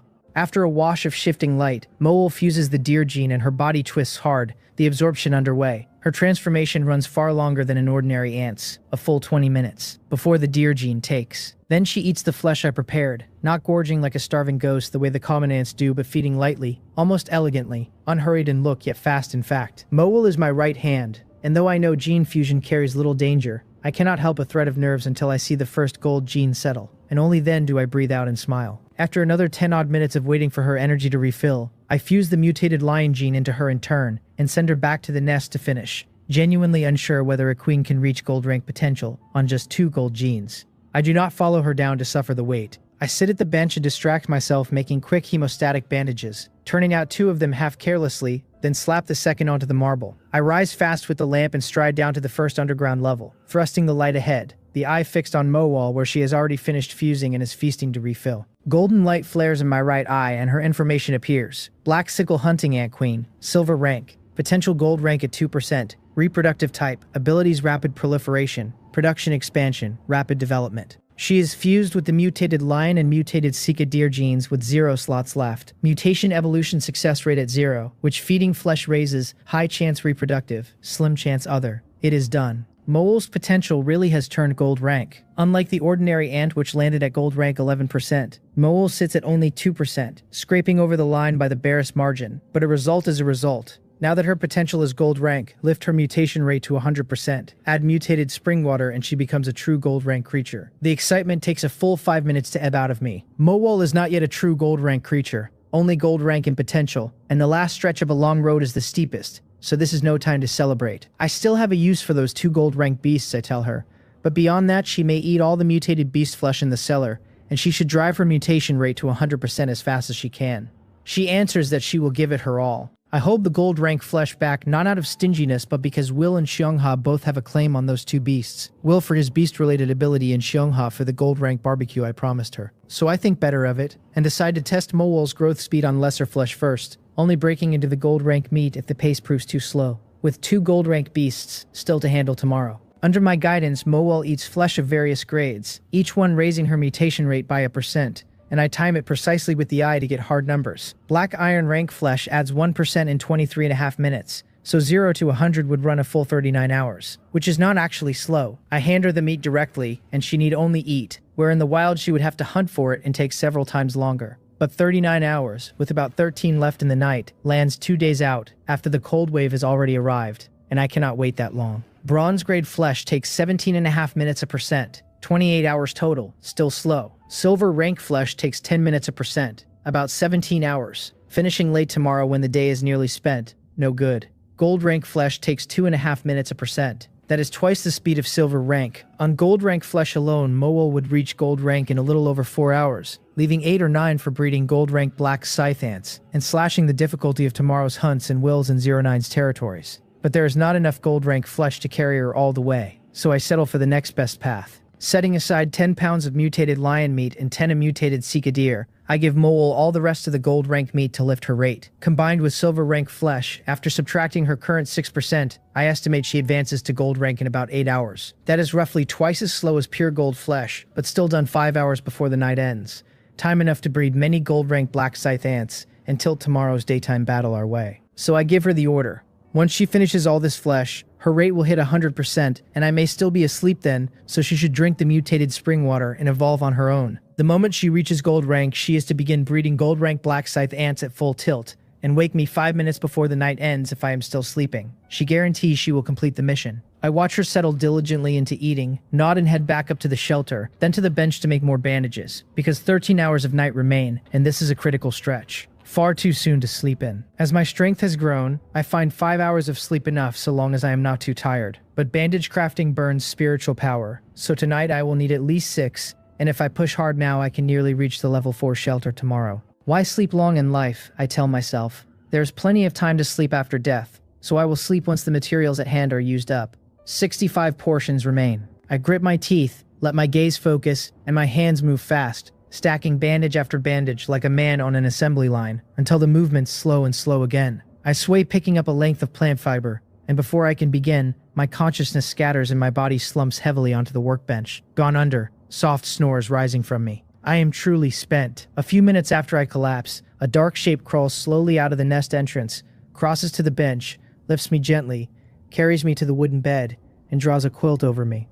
She bids her master good night. Time runs on and dawn is nearly here. I feel myself nudge softly and wake to a silver rank black scythe hunting ant prodding me with its forelegs. Spent from the night, I slept deep, and a strange dream lingers, someone wishing me good night. I rub my temples clear. Strange. I do not remember going to bed. I think. Maybe I lay down in the last flicker of fading awareness. It does not cross my mind that Mowol did it, since the silver rank Mowol, intelligent as she was, could only carry out my commands more flexibly, not act on her own. I wonder how she is doing now. By the plan I set her, she should already be gold rank. I sense through the contract that she is in the nest on the first underground level, so I take the lamp and hurry down. Near dawn though it is, the nest is still pitch black, visibility 0, and I descend carefully. The whole first underground level is the nest, a wide hall ringed by several huge rooms. One a cellar for food, the others the chambers of my several queens, with Mowol in the central room breeding ants. Sensing me, she stops and comes out, and in the dim lamplight I catch her form and freeze. She is only a meter long now, shorter than before her evolution, her body slender and drawn out, mysterious golden patterns running across her glossy black carapace, the marks on her head like a crown, the whole of her giving off something extraordinary. Before I can speak, she crawls over, lowers her head, and tells me through the contract that she thanks her master for cultivating her, and that she has evolved to gold rank. That surprises me, that she can now send such emotionally charged words on her own, so her intelligence must have climbed sharply with the evolution. Curious what abilities she gained, I read her. Black Sickle Hunting Ant Queen. Gold rank, potential gold rank at 2%. Reproductive type. Abilities rapid proliferation. Production expansion, rapid development. And 2 new ones, Attack Aura and War Reserves, fused with the Lion and Deer genes, 0 slots. She gained 2 more abilities. Like the gold rank beasts I have met, all of which carried 5, Mowol is no exception, and each of the new pair is more outrageous than the last. Attack Aura ignores range and raises the attack power of every friendly ant by 10%, the buff growing as she evolves. War Reserves lets a black scythe hunting ant enter a dormant state, slashing its energy consumption. Attack Aura sounds modest at 10%, but it is a passive aura that ignores distance, so Mowol need only lie in her nest while the ants fighting outside take the boost, which is absurd, and it scales with her evolution, growing more terrifying the higher she climbs. War Reserves needs no argument. The single factor capping my large-scale deployments is food, since the upfront cost to cultivate an ant is a one-time payment like a down payment. But the ongoing food, to keep it alive day to day, is the real burden, the mortgage. With war reserves, I can raise a whole wave of troops, seal the surplus into dormancy, unseal them when needed, and reseal them after, which is shameless in the best way. Neither of Mowol's new abilities has the explosive punch of the mutated lion, or the attack and recovery of the deer, yet their value is no lower, arguably higher.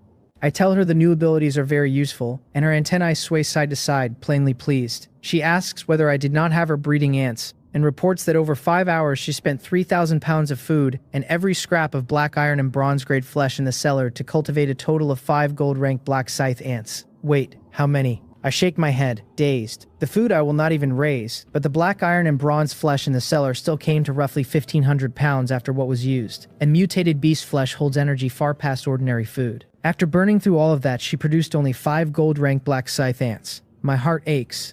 Seeing my face, Mowol knows my thought, and without explaining, she calls out the 5. Only a heavy thudding rolls in from the dark at first, growing louder until I feel the ground shudder under my feet, and my expression shifts. What is that sound? When did mutated beasts get into the first underground level? No, Mowol gave no warning. Could it be? I catch on, and I look ahead, startled and uncertain, as 5 creatures step into view, 5 meters long and 2 meters tall, glossy black bodies laced with golden patterns, deer hooves, ant bodies, lion's manes, and a pair of vicious scythe-like mandibles. Standing still, they radiate an oppressive readiness to strike, the intimidation only a gold-rank creature carries. These are gold-rank black scythe ants. The lamp barely lets me make out their full shape, but I crush down the excitement and read them. Black scythe hunting ant, gold rank, combat type, abilities 100-fold bite force, intermediate carapace, intermediate strength, scythe grapple, bloodthirsty battle, fused with the lion and deer genes, 0 slots. That broken, they are simply killing machines. 3,000 pounds of food and 1,500 of flesh for 5 of these. Where is the loss? It is plainly a vast profit, and I can no longer hold the excitement in. I rush over and throw my arms around the nearest gold-ranked black scythe ant, running my hands over its antlers, then its hard mandibles, unable to let it go, my chest full. Mowol, a reproductive ant, has limited combat power even at gold rank, but the ordinary black scythe hunting ants are born for battle. Now that they have evolved to gold rank, their 3 old abilities, 10-fold bite force, basic strength, basic carapace, have each risen a level into 100-fold bite force, intermediate strength, intermediate carapace. It is a massive jump, the 3 together already a match for my silver-ranked flashing black scythe hunting ant. And these 5 gain 2 further powerful abilities the flashing ant cannot touch, so the moment they appeared the flashing ant lost its place as my primary combat force and dropped to 6th. The new scythe grapple drives the pair of huge scythe mandibles at an enemy on a burst of energy, to clamp down hard. And the launched mandibles do not fall away, but stay tethered to the ant's body by a grapple-like biological structure that reels them back in. So it is at once a ranged attack and a control tool mending the ant's old weakness up close. The other, bloodthirsty battle, lets the ant grow stronger the longer a fight drags, and the heavier its wounds run, greatly raising its staying power in prolonged combat. At gold rank, the abilities alone, never mind the raw attribute gains, are several times what they were at silver. It takes a full 2 minutes to come down from it. I sigh with a thread of regret, noting that Mowol's 2 fused gold genes did pass on to the ordinary ants, so they can fuse no further, which saves a great deal of precious gold-rank beast material, but limits the variety of their fusions. Still a net gain overall, since gold-rank beasts are rare and their materials dear, and this saves heavily, and at worst I can gather more such material later and fuse other gold genes once I have combat ants of other species. Speaking of which, that Tak Mungiel has not contacted me in a long while, I think. He claimed his territory crawled with ants, so why no harvest beyond the tunneling ants? Was the talk just bait to squeeze more resources out of me? Never mind. A little resource is nothing. I shake it off. Walking toward the ground floor shelter, I check the time and find 5 hours and 49 minutes left in the day, with 11 already gone, which means I lingered in the nest far longer than I meant to.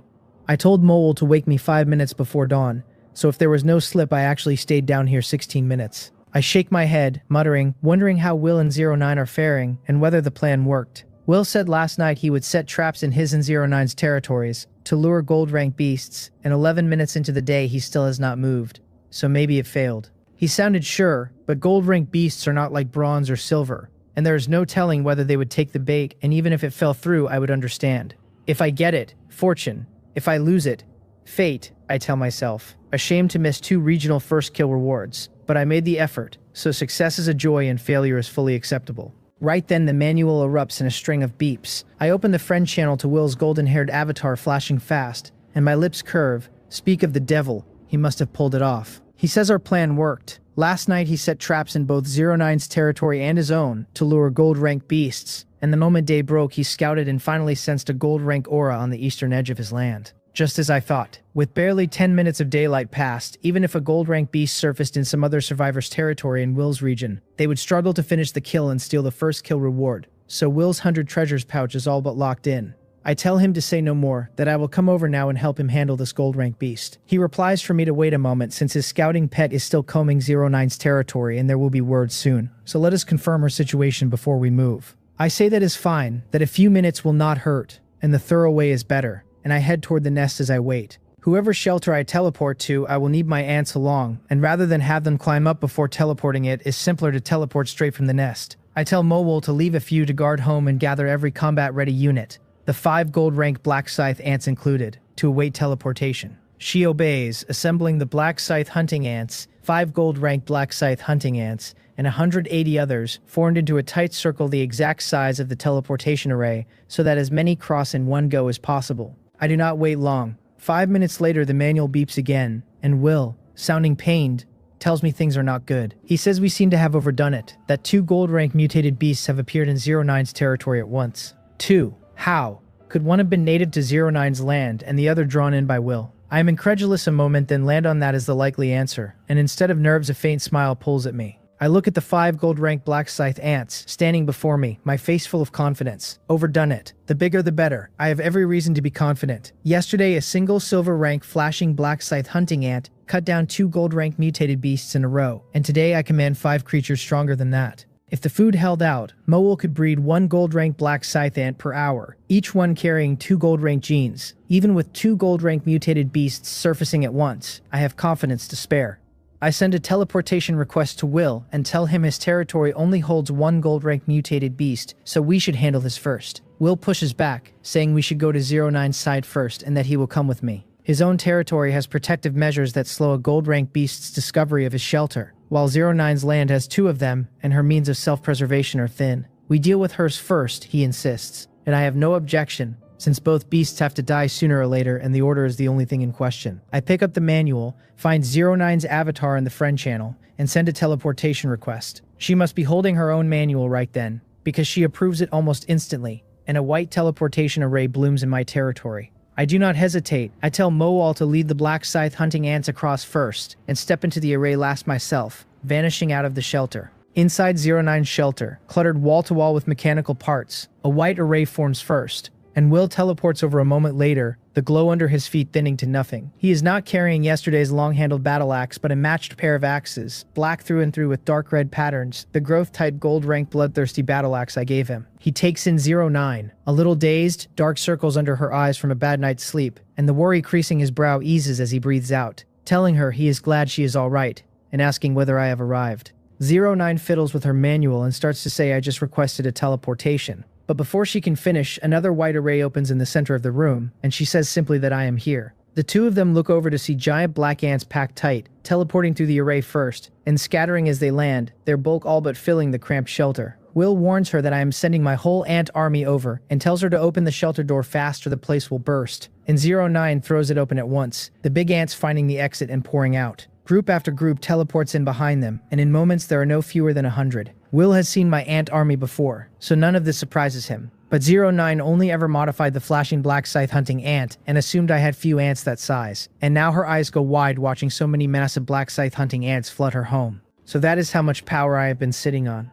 Under their stares, dozens more Black Scythe hunting ants crawl out of the array. And at last, the flashing Black Scythe hunting ant she modified appears in its mechanical battle armor. Just when they think the teleporting is finally done, the array flickers again, and now ants even larger and more majestic come through. Fierce things radiating raw pressure, teleporting not in clumps but one at a time. 5 of them before it stops.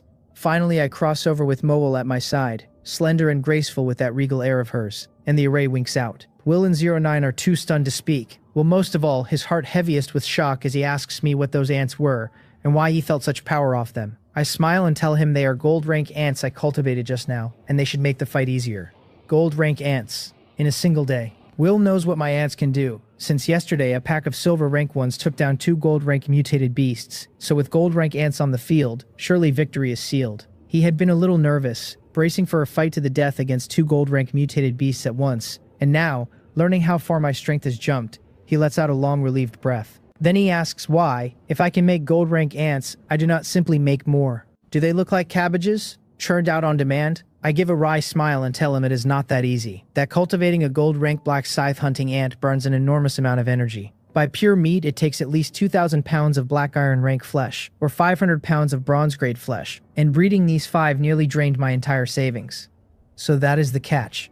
Gold rank ants are powerful, but that huge energy cost is a hard limit. Will nods in understanding and says that we are a team, that I should have told everyone earlier I had the means to manufacture high-level combat power, so we could pool resources and breed a few more. He offers from here on to send me the meat from every mutated beast he raises, preferentially so I can keep producing gold rank mutated ants. It is a fair trade, because black iron rank mutated beasts yield far more meat for lacking beast cores. A gold rank black scythe ant only needs 500 pounds of bronze grade flesh, a quarter of the black iron rank requirement, yet the black iron rank route is more cost effective in the end. Will's beast pen is stuffed with high yield black iron rank mutated beasts that supply exactly that. Afraid I will feel awkward refusing, he waves an axe and tells me not to forget the bloodthirsty battle axe he is holding, and to just hand him any suitable items that turn up later. Seeing him go that far, I drop the false modesty, nod, and tell him there is no time to lose. 09 does not need to come, I say. Only the 2 of us will go meet the beasts, and Will agrees to lead the way since he knows where they are.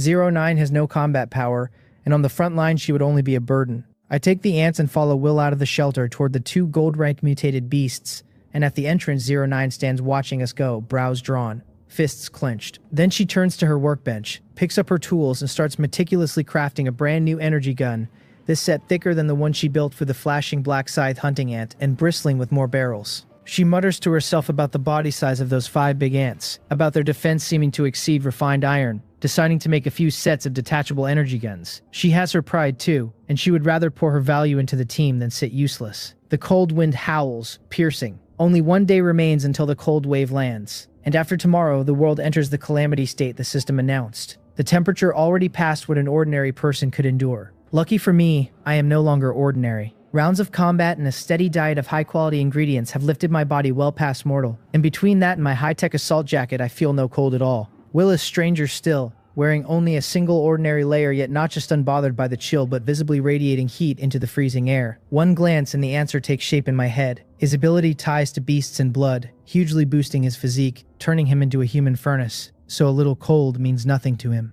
A level 3 shelter's territory only runs 2,000 meters across, so in 5 minutes we reach the target area, and by silent agreement we both slow our steps and drop our voices. I ask Will how many gold rank mutated beasts are here, and he answers almost through his nose, voice faint as a mosquito's hum. By scent, both beasts are 400 meters directly ahead, with their scents intertwined, and though he cannot pin the exact data, they are certainly not far apart. 2 gold rank mutated beasts that close. I listen hard, and beneath the wind raking the trees and grass there is no other sound, which makes me frown. Gold rank mutated beasts are violent, ferocious things, and 2 of them packed together should mean a savage brawl. And while the destruction would not be world-ending, there would at least be plain sounds of fighting and impact. This stillness is wrong 9 times out of 10. Could those 2 gold-rank mutated beasts be the same species? Only that would keep them from clashing. But if the pair are allies, the difficulty of taking them climbs steeply, since 2 of them together is not as simple as 1 + 1. The ease drains out of me and I turn serious. I gesture to Will, then move forward alone to a tree thick as 2 people's reach,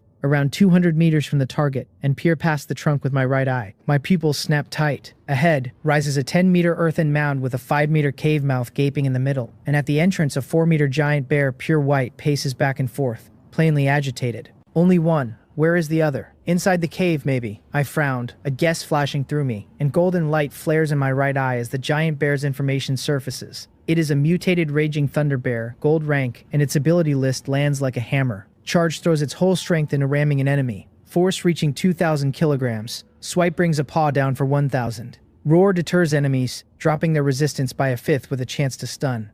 Bear's strength raises its own power by a 5th for 10 minutes. And Thunder Embodiment summons lightning into its body to repel enemies and reinforce itself for 5 minutes. Its status reads intact, full energy, agitated. Weakness is the nose and eyes. This is monstrously abnormal, even though I have already seen and killed 2 gold rank mutated beasts. Reading this one I cannot help. A sharp breath. Its first several abilities echo the mutated lion and the mutated Sika deer, but run 3 or 4 times stronger, and that last skill is the worst of it. Thunder Embodiment is both an explosive self-buff and an elemental attack, fusing physical and magical traits the way only a high-grade creature can. This mutated Raging Thunder Bear looks far above the mutated lion and the mutated Sika deer, and I genuinely do not know whether my gold-rank Black Scythe ant can beat it. A second question follows. By its name and its aura, this thing is no gentle creature, so why is it pacing so obediently at the cave mouth? Is there something in there it cannot leave? 2 gold-rank beasts very close, possibly the same species. Could the one inside be a female mutated Raging Thunder Bear, pregnant and giving birth right now? Very likely, because nothing else explains the male's behavior.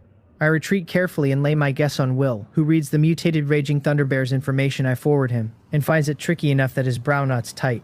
He asks what we do now, whether we should team up and drop the male while the female is birthing inside, but I shake my head. The mutated Raging Thunder Bear is at peak stress and hard to handle, I tell him. A female bear giving birth is not a quick thing, and even after she finishes she enters a weak stretch, so striking then would only make the male hesitant and reckless to defend her. Better to go clear the gold-rank mutated beast in his own territory first, finish that first kill mission, claim the 100 treasures pouch, build our strength, then ask Xiongha if she has any targeted items. The beast in Will's territory has to die eventually anyway, so this is only a change in order. I had just bred those powerful gold-rank Black Scythe ants and figured I held enough strength, so I never called Xiongha. And who would have guessed the expedition would open this badly, slamming straight into something like the mutated Raging Thunder Bear. Rushing in might not fail outright, but the losses would be steep and my gold-rank ants are each a treasure cultivated on massive resources. No kind of unit I can afford to lose. Will frowns and sighs, agreeing to head to his shelter first, reasoning that if there really is a female bear birthing in the cave, the male will not wander far from the entrance, and adding that he conveniently has a potion that can weaken its strength. His potion needs time to take effect and is not discreet in the releasing, carrying a sharp stink. Most gold-level creatures would catch the wrongness and bolt rather than stand there like fools. But here, with the male anchored to its cave, it happens to be perfect. I had not expected Will to hold such a method, and I am pleased to hear it, since at this stage no means of weakening the enemy can be passed up. Good, then let us act. With the plan set, we waste no time, returning to the shelter to brief 09 and teleporting to Will's. His shelter walls are draped on every side with fully tanned hides, wrapping the whole room, warm and decorative both, and the look of it is grand. Catching me glancing around, Will says cheerfully to take whatever hides I like, that he has already processed them, and they make excellent clothing or bedding or cushions. I tell him I really do need a mattress, so I will not stand on ceremony, then steer him back to business, saying we should clear the gold-rank mutated beast in his territory first. He agrees, telling me he will bring the weakening potion and that once we kill this one we go straight to 09's place. Before he even finishes, he strides to the workbench, lifts a glass bottle of jade green potion, and tucks it carefully into a beast hide waist pouch. He explains the potion is incredibly potent, formulated for mutated beasts but enough to weaken a human who ingests it too, and that the beast hide waist pouch is a spatial item holding half a cubic meter, small but enough to keep the potion from harm. A spatial item. Who would not want storage they can carry their whole life in? Since coming to this dark world, I've never found anything like one and had begun to think they did not exist, so finding one on Will catches me off guard. The space is small, only half a cubic meter. No good for much, since even his 2 bloodthirsty battle axes still ride on his back rather than inside it. But it is more than enough for odds and ends, and more importantly, it can hold the manual. The manual matters, and to receive information easily, I keep it on me always, which has always felt cramped, and a beast hide waist pouch would solve every bit of that. I look at his pouch with open envy. I tell him it is a fine thing, and ask whether he has more, offering to trade other rare items for it. Will shakes his head, walks to a corner, pulls an identical pouch from a storage box, and tosses it to me, telling me not to be a stranger and just use it. He made it from a silver rank crafting blueprint, 3 in all, 1 for himself, 1 for 09, and the one now in my hand. I had only floated the question as a test, never expecting him to have a spare in the method besides, and I tell him this is a spatial item worth a fortune, that he should make more to sell. Will gives a wry smile and shakes his head, saying it is not that easy, that the pouch itself is simple, but needs a rare material called riftstone. He only has enough riftstone for 6 pouches total and does not plan to sell any, having made 3 and meaning to make 3 more so every member of the team gets 1. Will is genuinely generous with the people he acknowledges. I wrap the pouch around my waist, fasten the buckle, then follow his instructions, extending my spiritual power into it, and bringing the manual close. And the manual vanishes in an instant and reappears inside. It is wonderfully useful, and I thank him, and he laughs that he is glad I am satisfied. 10 minutes later, we are roughly 1,200 meters southwest of Will's shelter, hidden in a bush, watching ahead in silence. A giant wild boar stands there, about 5 meters long and 3 tall, like a small tank, 5 mutated beasts of different species impaled on its 2 massive tusks, its head lowered as it devours a wolf-type mutated beast on the ground. Blood and flesh, flying. Will and I trade a look, and after he confirms this boar is the gold-rank mutated beast, I nod and read it, golden light flaring in my right eye. Once I finish the ability information, I finally relax, the tension draining from my body, and I forward the data to Will. Not because the mutated wild boar is weak. Its abilities are fully worthy of gold rank, brutal power and defense, and one monstrous skill, beast blood rejuvenation, that snaps its state back to full in an instant. If someone wounded it badly and thought victory was theirs, only to watch it heal whole again, it would be despair itself. But for me, as long as it lacks the special elemental abilities of that mutated raging thunder bear, it is nothing to fear. At most, a little more effort. I tell Will that in a moment I will send my 5 gold-rank Black Scythe ant to surround and attack the boar, and that I will hold back the ordinary silver-rank Black Scythe hunting ant. Against something this thick-skinned and tough, their strength would not even scratch it, and would only waste troops. Will has an ability that absorbs the souls of defeated beasts to permanently enhance himself, and he loves a fight, close quarters most of all, so naturally he will not miss a sure win. He nods, swinging both bloodthirsty battle axes, and offers to play a supporting role from the side and coordinate the attack, and I do not refuse him. Once the plan is finalized and command handed to Mowol, I wave forward, and the 5 gold-rank Black Scythe ant lunge at the feeding boar in an instant, while Will buffs himself with his state skills, pats his chest, and wades in with his axes. A gold-rank brawl can rip through an area no smaller than 300 meters, so the moment it begins, I take Mowol and every silver-level Black Scythe hunting ant a full 1,000 meters off and wait from afar for the end. 30 minutes later, I am near Will's shelter, watching the mutated beasts in his pens, when the manual stirs against me. I pull it from my pouch and read a message from Will, the words stumbling as he tells me the battle is over. Over. Seeing Will fumble the typing, it must have cost him plenty. I slip the manual back into my pouch, mount a flashing Black Scythe hunting ant, and ride back with Mowol. Nearing the bush where I first spotted the boar, I find 500 square meters of it plowed up, as if some enormous thing had dragged through. No patch of ground left whole. Steaming blood mixed with soil and weeds flung everywhere. At the center, a 3-meter trench is gouged a meter deep, as though a blade had struck the earth. Plain proof of how hard the fight ran. I hurry forward with some concern and finally see my 5 gold-ranked Black Scythe ants and Will. The 5 ants show only lightly scuffed carapaces, otherwise untouched, because Black Scythe hunting ant are the bane of physical mutated beasts like the boar, insect creatures carrying far greater strength and defense than animal ones at equal size. The boar's blows could not hurt them much, while under Mowol's command, the gold-ranked Black Scythe ants kept hammering its weak points and bleeding it dry, and even its divine recovery, beast blood rejuvenation, only bought it a little more time before it met its fate.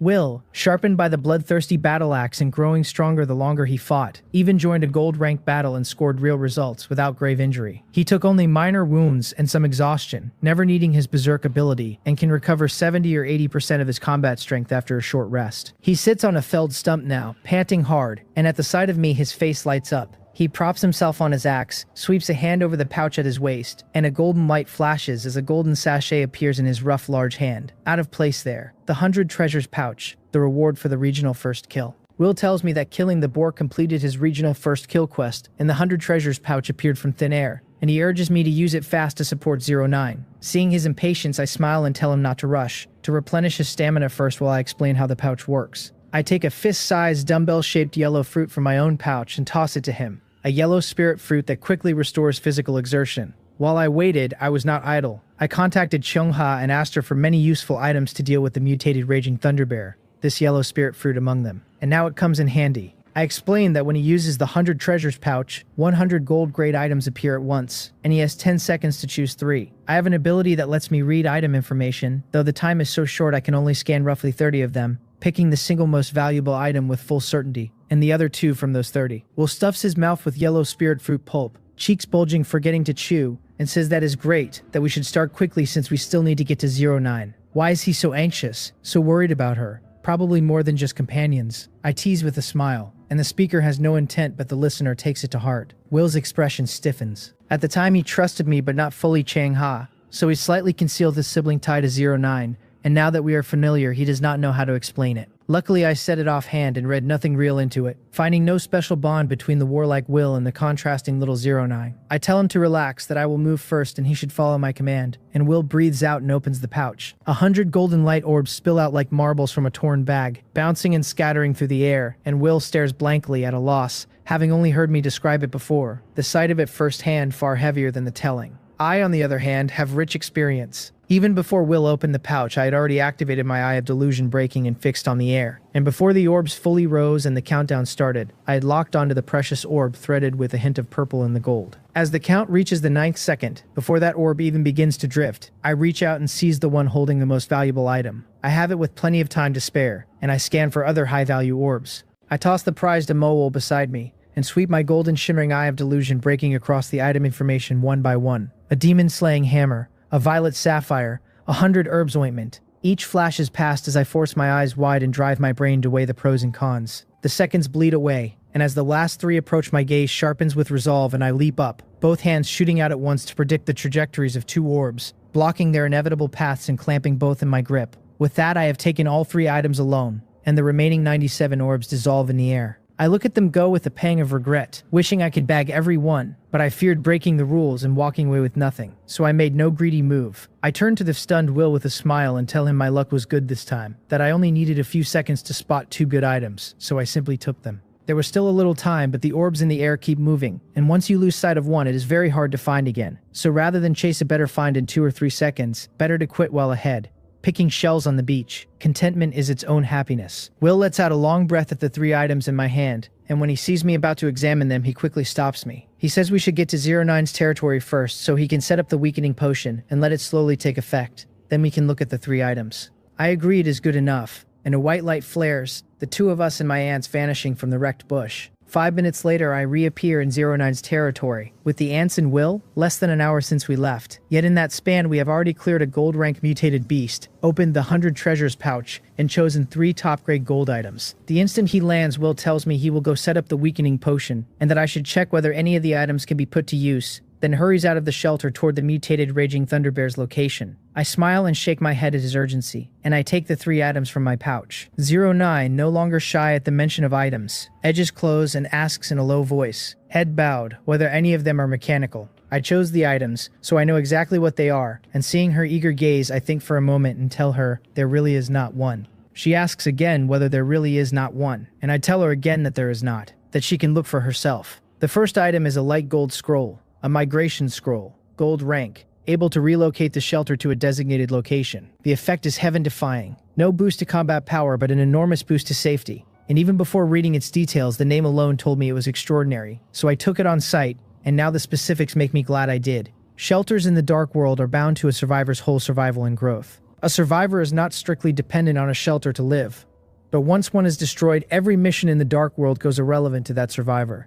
Every shelter function lost. Even the crucial survival manual rendered dead. A shelter is a second life, and lose it and at best you scrape by as someone else's vassal, with no other road open. My team has 5 members, and if an unbeatable enemy ever surfaced in anyone's territory, this scroll could simply move that shelter to another member's land. Its value immeasurable. 09, seeing the first item has nothing to do with machinery, is not drawn by any of that and shows a flicker of disappointment. I take out the second, also a scroll, but unlike the migration scroll's golden glow, this one looks tattered. A treasure map, gold rank, which on opening grants a beacon in the current area, and used at the target location yields a gold grade or higher item. At least gold grade, possibly higher. If it gave me a platinum rank item, would I not be set? I want to use it on the spot, but with Will still waiting, I put it away. The last item and the main attraction is the only growth-oriented one among the 100, and though I know its name, I do not know its effect, so I draw it out with anticipation. It is a heart-shaped thing, holy blood red like a ruby, and golden light flashes in my right eye as its information appears. The Heart of the Lord, gold rank, growable. It lets me choose a race to become its lord, vastly increasing my control over that race, granting abilities and attribute bonuses from it, the count of which rises with the item's quality, and that quality can be upgraded as the subordinate race's overall strength reaches certain thresholds. 09 finishes looking at all 3, finds none interesting, pouts and trots back to her workbench to tinker. I gambled right. I do not notice her leave, because reading about this Heart of the Lord I am nearly jumping with excitement. From the name I had thought its power tied to territory construction, never expecting a command-type item perfectly suited to me. After all this time, I finally hold something I can actually use, and the Heart of the Lord feeds me abilities and attributes, compensating for my own weakness in combat. Professions like Beast Tamer and Summoner, leaning on summons and pet beasts to fight, have always carried weak personal combat power, and I am no exception. That is why I retreat hundreds or thousands of meters at the start of every battle, not out of cowardice but genuine lack of strength, since staying on the field would only cause trouble. Heaven knows how I envy Will, brawling mutated beast with bare fists, Hardly elegant but undeniably cool. I do not yet know how much the Heart of the Lord will lift me, so I pick it up and choose to use it. The system asks me to confirm the race to bind, and I name the ant tribe. The binding succeeds, and the system tells me the Heart of the Lord has transformed into the heart of the ant tribe lord. The ruby slowly shifting in my hand from blood red to dark brown. Why has it turned black-hearted, I think? A little speechless at the color, and after a small grumble I use it directly. The fist-sized heart of the ant tribe lord, now like a black gemstone, drifts toward my chest, passing through cloth and flesh as if solid had become void, burrowing in without resistance and vanishing. Truly black-hearted now. Before I can react, my heart lurches, a heavy hammer pounding my chest again and again. Then a violent surge of palpitation slams through me. I cry out and lose consciousness. The pain enormous. No idea where I am. Half an hour later, I open my eyes slowly, to a blank ceiling of wooden roof beams. I am lying on a wooden bed under a thick cotton quilt, carrying a faint fresh scent, and looking up I see a slender figure with long silver-white hair at a table, working over a pile of mechanical parts. Hearing me stir, she turns and, in a soft voice, tells me I am awake, and asks whether it hurt a lot, that the first time is always like this. A flood of memory rushes back in a few seconds, and I grasp the situation at once, and I look at 09 with a slight headache. What is she saying? Does she know how easily that can be misunderstood? 09 adds that she fused with the mechanical heart and it was the same, that the pain passes soon. So that is it. The mechanical heart shares the fusion method. I curiously study her chest, picturing a mechanical heart packed with gears and parts, and finding it hard to imagine how that fused with her. Though when I think of my own stone-like heart of the Lord drilling straight into me, I feel a little relieved. Then I brace my hands on the bed and push to sit up. A sharp snap cuts the air, and under my force 09's bedboard breaks clean through, dropping me to the floor with a heavy thud before I can catch myself. What is this strength? Under her stunned gaze, I scramble upright and sit on the floor, looking at the split board with some embarrassment, and apologize, telling her I am sorry, that I broke her bed, and will buy her a new one. She tells me there is no need, then mechanically turns away, no longer looking at me, and I smile wryly, touch the tip of my nose, and stand. I close my eyes and quietly sense the changes in my body. My strength is multiplied at least tenfold. The rise in defense hard to test but surely large. My speed up less but still 2 or 3 times faster. And even my spiritual power lifted to a degree. The ant tribe is already known for strength and defense, and my strongest ants, the black scythe hunting ants, excel in exactly those, so it tracks that those 2 attributes gain the most. Truly too strong, and this is only the attributes. As for abilities, I send my consciousness into the heart of the Lord in my chest, and through sensing it, I work out how to use them. The gold rank ant tribe Heart of the Lord lets me pick any 3 abilities from everything my existing ants possess, and apply them to myself, and once chosen, swapping any of them costs an hour of cooldown. I look and find I really can choose from all the ants. I only have 3 types right now: black scythe hunting ants, tunneling ants, and sentry ants. But their combined abilities number close to 20, and with just 3 ability slots I have to choose carefully.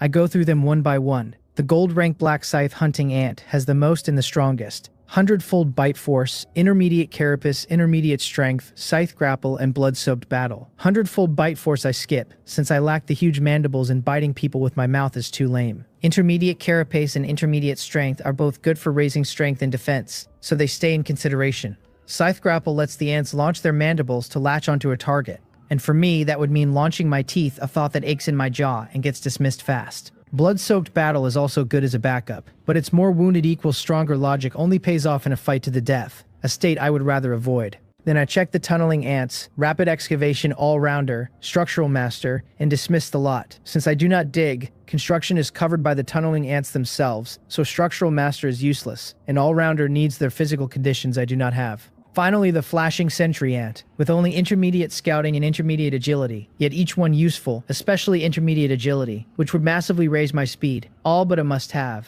Done reviewing, I am about to choose when some odd impulse makes me check Mole's abilities, and I find even hers are open to me. Rapid proliferation and production expansion are absurd for my use, but her attack aura is interesting, raising every ant's attack power by 1/10, extremely effective. I do not know though whether using attack aura while Mole already has hers active will stack the boost. And if it cannot, the slot is temporarily wasted. Normally that would be no issue, an hour's wait and a swap, but I am about to hunt the mutated Raging Thunderbear, possibly 2 of them, and every ability is critical. I weigh it and settle on attack aura anyway. With only 3 slots, no matter how I choose, my combat power can barely match a silver grade mutated beast, and against the mutated Raging Thunderbear I would be pure fodder. But if attack aura does take effect, it becomes a huge boost to the gold rank black scythe ant with the greatest impact on the battle. I make my final picks: attack aura, intermediate agility, intermediate scouting. The last two both from the flashing sentry ant, and I chose intermediate scouting for a reason. Even intermediate strength and intermediate carapace would do nothing for me in a fight, but intermediate scouting greatly sharpens my observation and exploration, and stacked on my 2-eye abilities that improve vision, it would let me read weaknesses and seize openings. Given a gun with a sight, I am confident I could play a real role. As for where the gun comes from, my gaze turns to 09 busy at the workbench. If she can mount energy guns on ants, supplying me with one is trivial. I ask whether she still has an energy gun, telling her I have figured out my abilities and am ready to set out now to kill the mutated raging thunder bear in her territory. She does not stop her hands, only focuses on assembling the tools in them, and getting no reply I assume she has no firearm prepared. Sigh, and head for the door to leave. A snap sounds from the workbench, and I stop and turn to see 09 set down the parts, clap her 2 fair hands together, her pretty face flushed, and say excitedly that it is finished. She turns to me, mouth slightly open as if to say something, mumbles, unable to get it out, then grabs the manual from the table and types fast, clattering away. The manual beeps and I pick it up at once to read a string from 09. She says there is an energy gun in the corner storage box, inlaid with a silver rank beast core, and that I only need to twist the side knob to release the safety and can take it later. She has also just built a set of simple battle armor, sized to my gold rank ants, fitted with her newly developed 3-barreled miniature energy cannon, and she wants me to send an ant in to help her install it. Then she adds that she was stifled, and that typing is so much easier than talking. Reading her message, my eyebrows rise. So while she was busy, she was building battle armor for my gold rank black scythe ant, 3 micro energy cannons, which sounds genuinely powerful. I tell her all right and quickly call in a gold rank black scythe ant for her modifications, then follow her directions to the corner and pull a crude-looking energy gun from the storage box. After fiddling a while, I master the operation, and seeing 09 still busy, I step outside the shelter and start practicing my marksmanship against a large tree. This is my first time holding a gun that can actually fire and do damage. I underwent military training before I transmigrated, but by my turn there were no live fire drills left, more obedience and physical conditioning than real shooting, though I have played plenty of shooting games and understand the postures. First I draw a simple target on the trunk with the dagger, retreat 50 meters, mimic the game's stances, raise the gun, aim, and shoot. A soft, pale yellow energy bullet streaks from the muzzle toward the target. Hit already. At only 50 meters, with my 2 pupil techniques, the target state is crystal clear, and on the simple mark a walnut-sized bullet hole sits less than 5 centimeters from the bullseye. My pupils contract, half disbelieving, astonished both at the gun's power, punching a hole that size in a tree, and at my own accuracy. 50 meters is not nothing.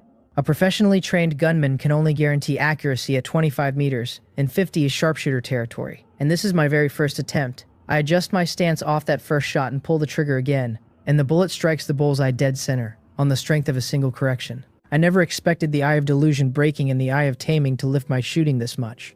Pleased, I start backing up, 25 meters at a time as long as I keep hitting the bullseye.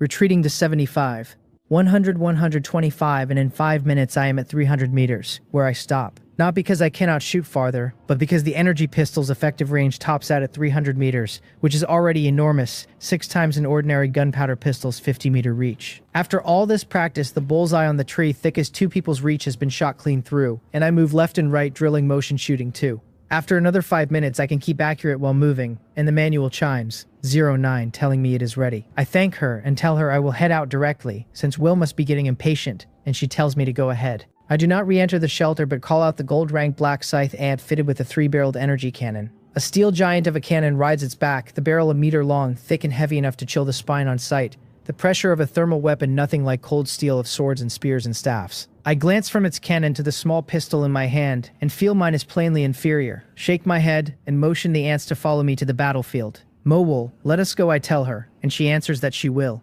calling me master. After 5 minutes, I am near the cave where the mutated raging thunder bear waits, and from a distance I see Will crouched under a large tree, the burly man hunched low and stealthy, like some clumsy thief slinking after a stolen dog in the old village tales. Seeing me near, he turns, covers his nose and gestures for me not to approach yet, then steps carefully to my side. Just as he is about to speak, he spots the black scythe hunting ant, carrying the 3-barreled cannon behind me, and his pupils dilate, his mouth falling open as he gasps. He knows the power of 09's work, since even a small energy gun packs considerable punch, so a cannon that size would carry brutally exaggerated force. He asks whether this is 09's modification, and I confirm it, telling him she was busy making components for this cannon. He says that is great, that with it our odds climb another notch. Will tells me the weakening potion he deployed has taken hold, dropping the mutated raging thunder bear's strength by at least 20%, and that the bear felt the effect but did not leave the cave area, so there really is something inside it wants to protect. His potion weakened a mutated raging thunder bear by 20%. I raise an eyebrow, a little surprised because 20% is significant, and with that swing the bear's threat drops sharply.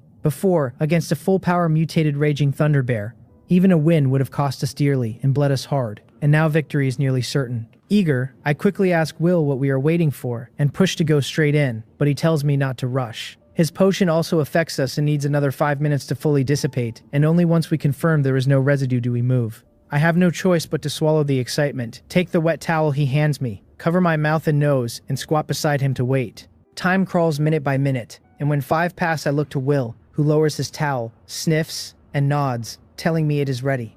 I answer that it is time to deal with it. I size up the huge snow-white figure at the cave mouth. The mutated raging thunder bear, hit by the weakening potion, is drowsy, dozing at the entrance. I wave Will still, signaling him not to act rashly, and whisper that once the fight starts the bear will likely shift into combat mode, so while it is groggy we should hit it hard.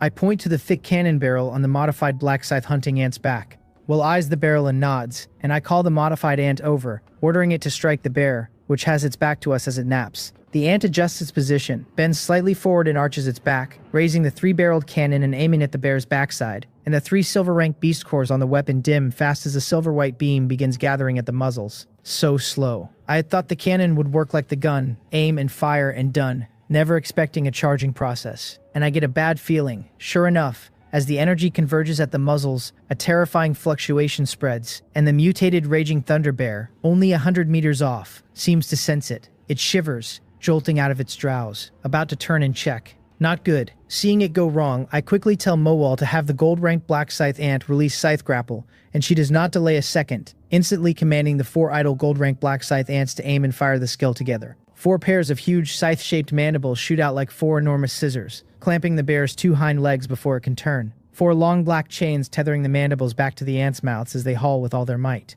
Restrained and pulled, the mutated raging thunder bear stumbles, nearly falling, and looking at the grapples on it, it flips into furious rage, and with a sudden surge of strength it actually drags the 4 gold-ranked black scythe ants slowly toward itself. Weakened by 1/5 of its attributes, and still this strong. Will and I exchange a glance, eyes wide with surprise, but by now the cannon has finished charging, and held and dragged by the 4 grapples the bear has no time to dodge. 3 silver-white beams, each thick as a fist, blast from the barrels and arrive in an instant, almost a blink, slamming hard into its backside.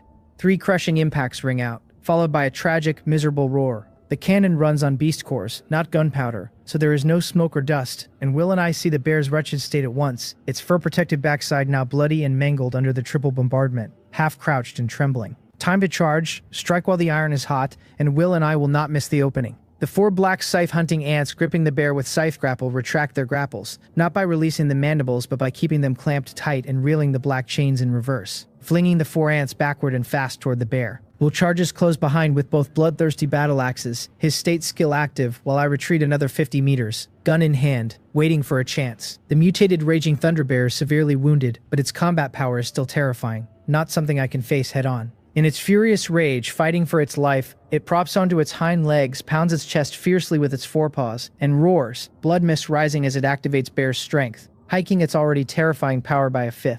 That is not all. The bear crosses its forepaws over its chest and looks to the sky, and lightning streaks across the clear blue. Lightning in clear skies. Not good. It is its worst skill. Thunder embodiment. Drawing lightning into itself to repel enemies and reinforce itself. Going all out. Get clear. I shout to Will and the others the moment the bear begins, and prompted, Will and the black scythe hunting ants retreat fast. Just as they fall back 5 meters, blue lightning crashes down out of the clear sky, striking within a 3-meter radius of the bear, pitting the whole ground uneven. Large trees over 30 meters tall scorched black and snapped on the spot. Seeing Thunder Embodiment's terrifying power, I let out a small breath of relief, glad I had checked the bear's information with the Eye of Delusion breaking beforehand and prepared. Otherwise, Will and the gold-rank black scythe ants would have been gravely wounded and wiped out, their combat power gone.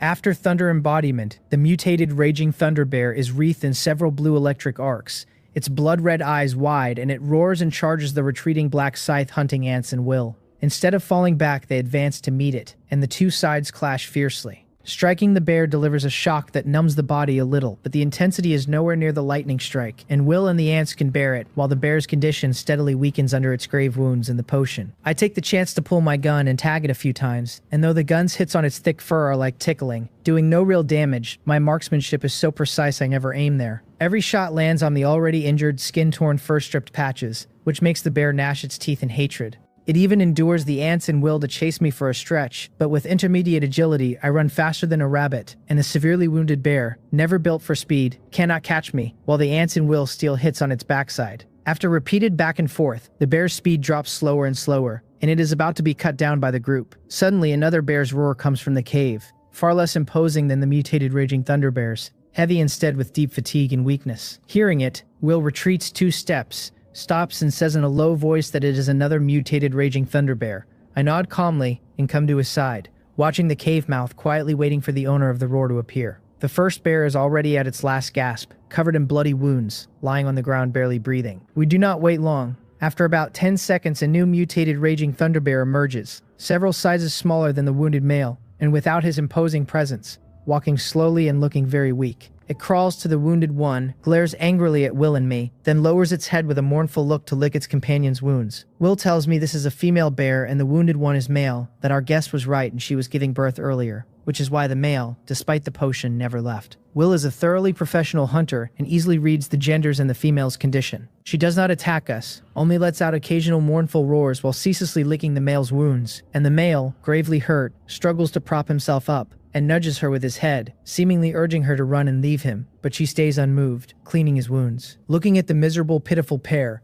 I sigh and trade a glance with Will. He gives me a look that says the call is mine, then walks aside and sits on a stump to rest, and I lower my head, lost in thought. Do not let their pitiful state now fool me. If these 2 recovered, they would surely go into a frenzy, and 2 unstable factors in 09's territory cannot be allowed. I am not soft enough to let them go, to free a tiger back to the mountain to become a future menace. The reason I am not rushing to kill them is that I am weighing whether subduing them or killing them is more cost-effective. I ask Will whether he has any means to tame the 2 mutated raging thunder bears, and he frowns, ponders and says in a low voice that he does have beast-taming methods. At his current strength,